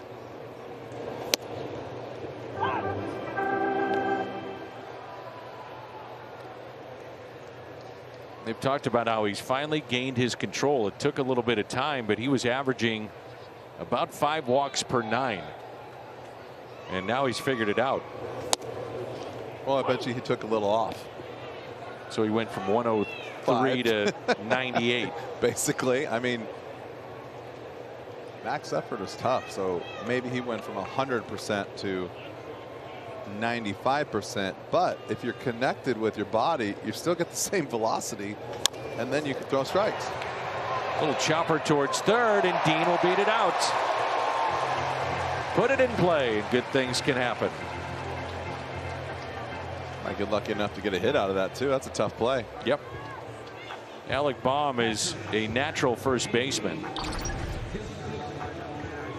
And they'll pinch run with Hurst, who will come into the ballgame anyway defensively.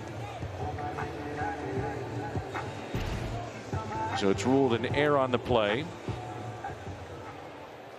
Hurst will run for Dean. For the Cardinals, and here is Kisner, singled to right and scored, grounded out to short and lined out to center. Alex Reyes throwing in the Cardinal pen.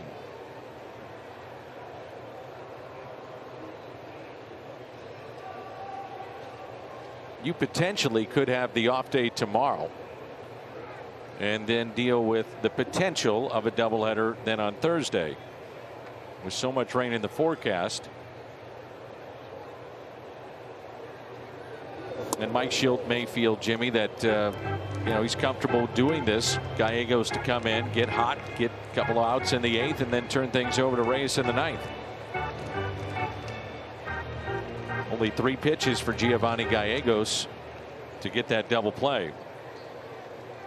I feel like this conversation could go on for years and years and years. How to use your bullpen, when to use them, what's going to happen tomorrow. A strike to Kisner, 1 ball and 1 strike. I think the decision is obviously a lot easier down there because they know who's got the rubber arm, who's healthy, who's not, who's pitching on fumes, who needs the work. There's so many situations that we don't understand.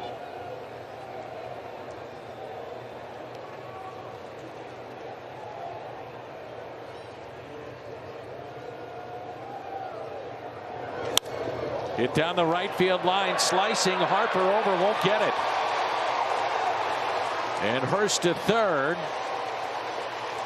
Alvarado cut that ball off before it got to the third baseman. I'll tell you what, I'm going to go outside the box right here. And if you watch the shortstop, he makes a heck of a play right here. It probably doesn't have anything to do with anything, but the brain working on a good player. He comes across the infield, even though he's out of position and the ball's not thrown where it should be. And he looks like he's going to cut it off. And he keeps Andrew at first base. That's just something we didn't see on TV, but just a play. Think about this. You're in the ninth, or basically you're in the eighth inning, and you're down by 3, but yet he knows the importance of keeping that runner at first base.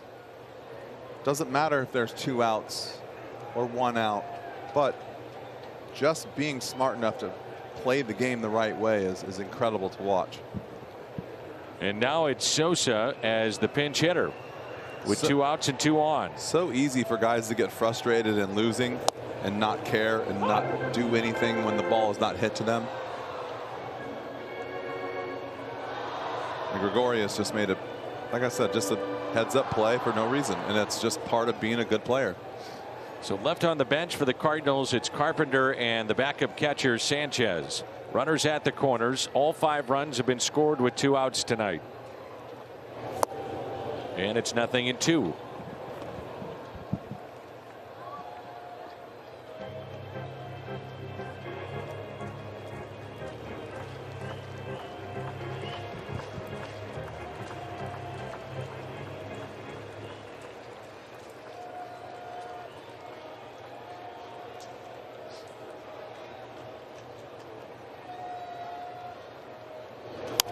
Two is hit out of play.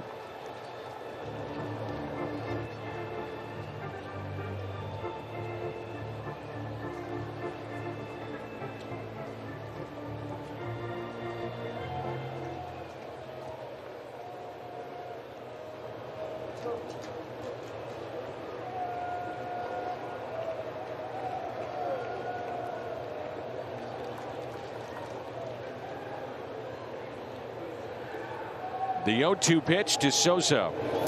Fought off. These cannot be easy at bats with guys that haven't played all that much here recently at all. No, and you know the thing I was noticing about that too is not only is he throwing 100 miles an hour, he's throwing the ball middle in and down, and then he's throwing to the righties a slider down and in. It's not just here's a fastball away, hit it, here's a slider for a strike. He's locating, but he's locating in the toughest positions for guys to hit. Out to center off the bat of Sosa, and Herrera is there. So the Cardinals strand a pair. We head to the 9th, and it's 5-2.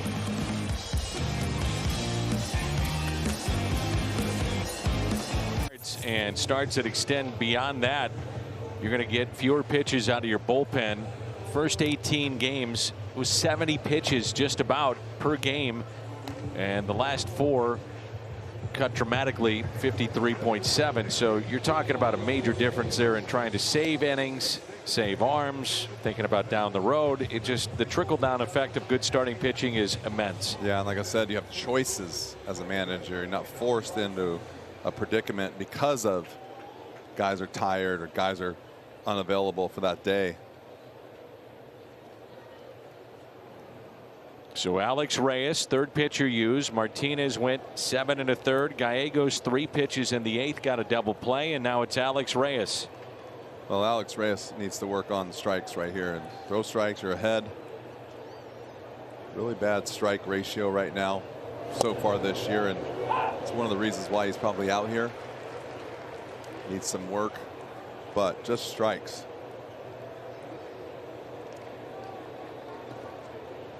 Last 2 outings, he's had 48 total pitches.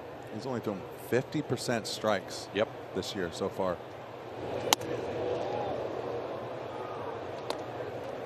1 ball, 1 strike. Hoskins walked and scored back in the first, grounded into a fielder's choice and grounded out to third. Danny, 50% strike ratio is the worst in all of baseball. For a guy that you're asking to come in high leverage situations too.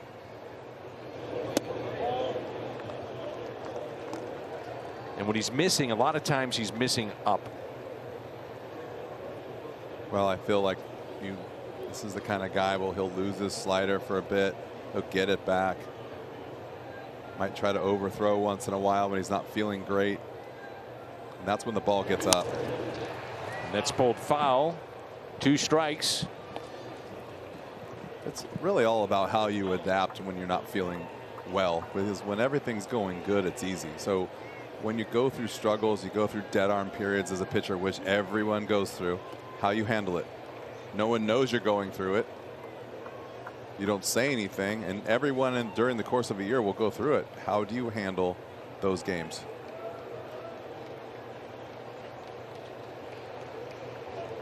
And the 2-2. Fouled back.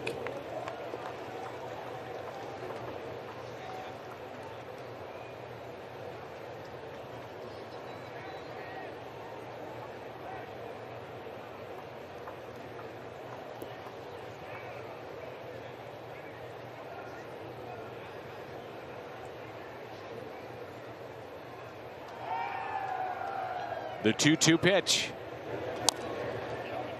You know, the crazy thing is, talk about what we were talking about, strike rate. He struggles throwing strikes, but when he gets guys on base, he shuts it down. So he hasn't been pitching badly, but yet he needs to be more efficient and he needs to get ahead so he doesn't have to work so hard with guys on base.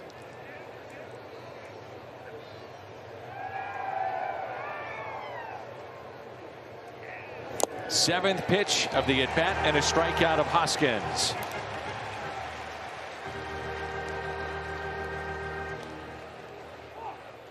Right fielder, Bryce Harper.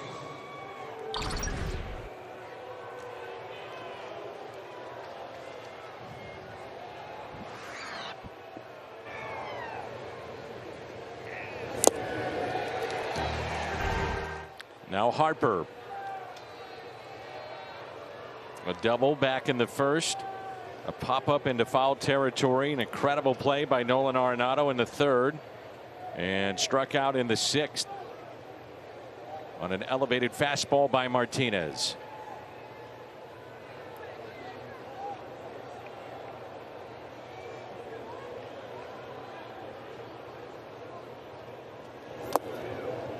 Cardinals about hit the Phillies 11-2. Both teams have committed an error. The Cardinals with a pair. St. Louis with 5 runs, all scored with 2 outs. And a 5-2 lead.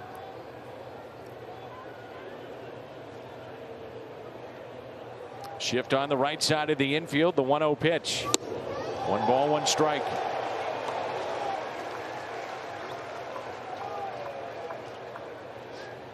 Outfield deep. Straight away for Harper.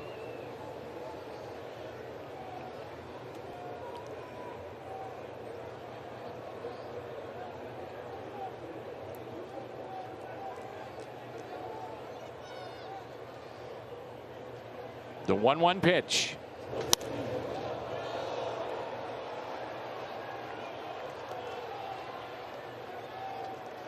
I was reading a thing on Bryce Harper yesterday, I think it was. And he has some kind of ridiculous stat this year right now of home runs and balls put in play above 95 miles an hour. Hits everything hard. Oh yeah. But I'm saying is like he does not back off of guys that are throwing hard. He actually is tops in the league of making contact and hitting home runs against guys that throw this hard. Soft liner into right and a base hit. That's Carlson now in right. Hurst stayed in the game in center. And a 2-hit night for Bryce Harper.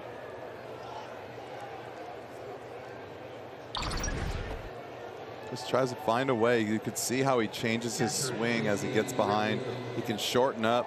We saw him no stride the other day. That ball's inside and he just pulls his hands in and yanks to get it through the zone. But I'm also, like I said, I'm impressed how he changes. Went no stride on Adam with breaking balls. He knew he was going to probably get a breaking ball. No stride. Didn't work, but he fouled some pitches off that most guys don't. And then right there, shortened up a little bit, but still swings hard and will hit a 98-mile-an-hour fastball. Realmuto takes a strike inside corner and a breaking ball by Alex Reyes. Game time tomorrow is at 6:45. Johan Oviedo, Vince Velasquez. We're on the air at 6 here on Bally Sports. The 0-1 pitch. Harper is running. Kisner struggled getting it out of the glove. It winds up in center, but no damage done. Interesting to be down by 3 in the 9th and running. Yeah, I don't see the reason for it, to be honest with you, other than it's just staying out of the double play. It's the 100th career stolen base for Bryce Harper. Well, maybe that was the other reason. Tell you what, he got rid of that ball in a hurry without even having a handle on it.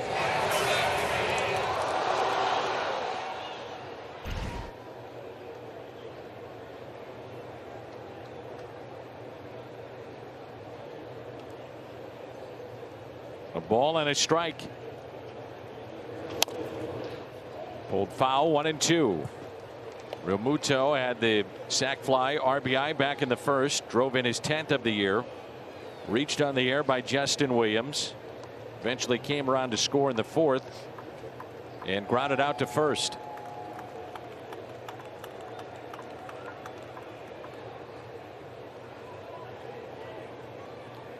Here's a 1-2 pitch. Ouch.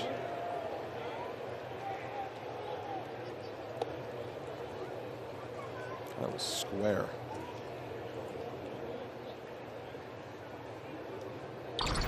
That is not good. Whew. That's incredible. See the ripple effect of the helmet and the strap and the mask after the ball's gone. Also seeing more and more that the catchers are going to back to the old style of a helmet and a mask. I like that better, I think, instead of the hockey mask that you would see. I like it personally better. I think it has a little bit more padding. Ground ball that is foul. You know, when we watch the slow motion replays and stuff of Yachty getting hit in the face, you see the mask bend, which it's supposed to do. But the thing I notice about it is how loud it is in your ears. But then all the little flakes pop off, and it's incredible the force that that ball brings. With the forehead, the padding there's actually a little gear that is supposed to absorb some of those foul tips that we see. And so more the catchers are going back to the traditional style. But just more padding. Yep. Around the face. The springs, if you will. Surprised they haven't built little shock absorbers on those face masks by now. I don't think that technology's changed a whole lot. Back to Reyes. Looks back Harper. Over to Goldie for the out.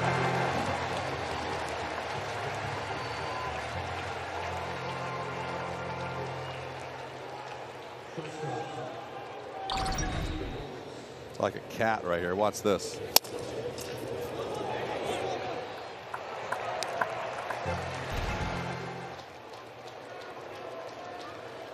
And the final hope for the Phils, Didi Gregorius.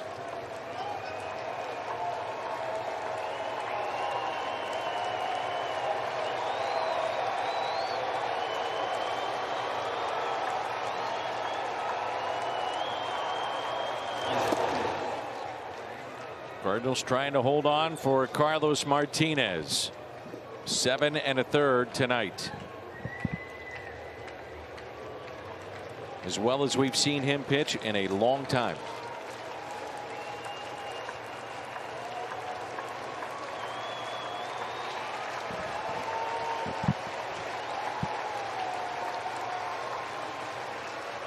Here's a 1-0. 1 ball, 1 strike.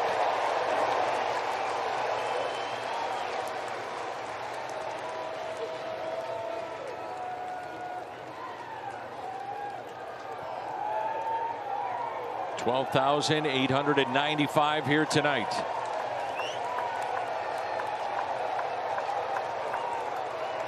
The 1-1. 1-2.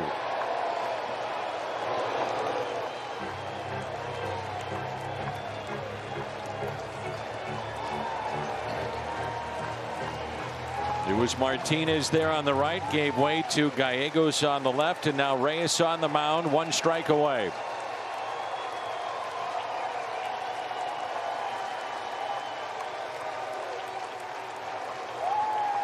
The 1-2 pitch.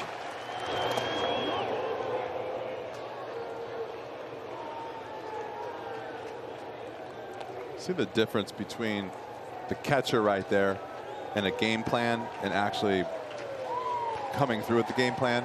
Fastball in, didn't get it there. Fastball in, didn't get it there. But mentally wants to go to the breaking ball there. Well, what happens is you throw a nasty breaking ball because the ball hasn't been thrown inside. You don't get a swing and miss. 2-2. That time he got the swing and miss and a strikeout for Reyes. And the Cardinals take game 2. A final of 5-2, and Martinez has his first win as a starter since July of 2018. He did a nice job tonight, and I love the fact that he was into the game. He was calling his own pitches, working with Andrew, and he was still going when he came out of the game. So big game, big win for the team, but especially for Carlos Martinez. Season low in hits for the Phillies with just 3 tonight. Martinez, our Budweiser player of the game, 7 1/3, 2 hits, 2 runs, and a standing O.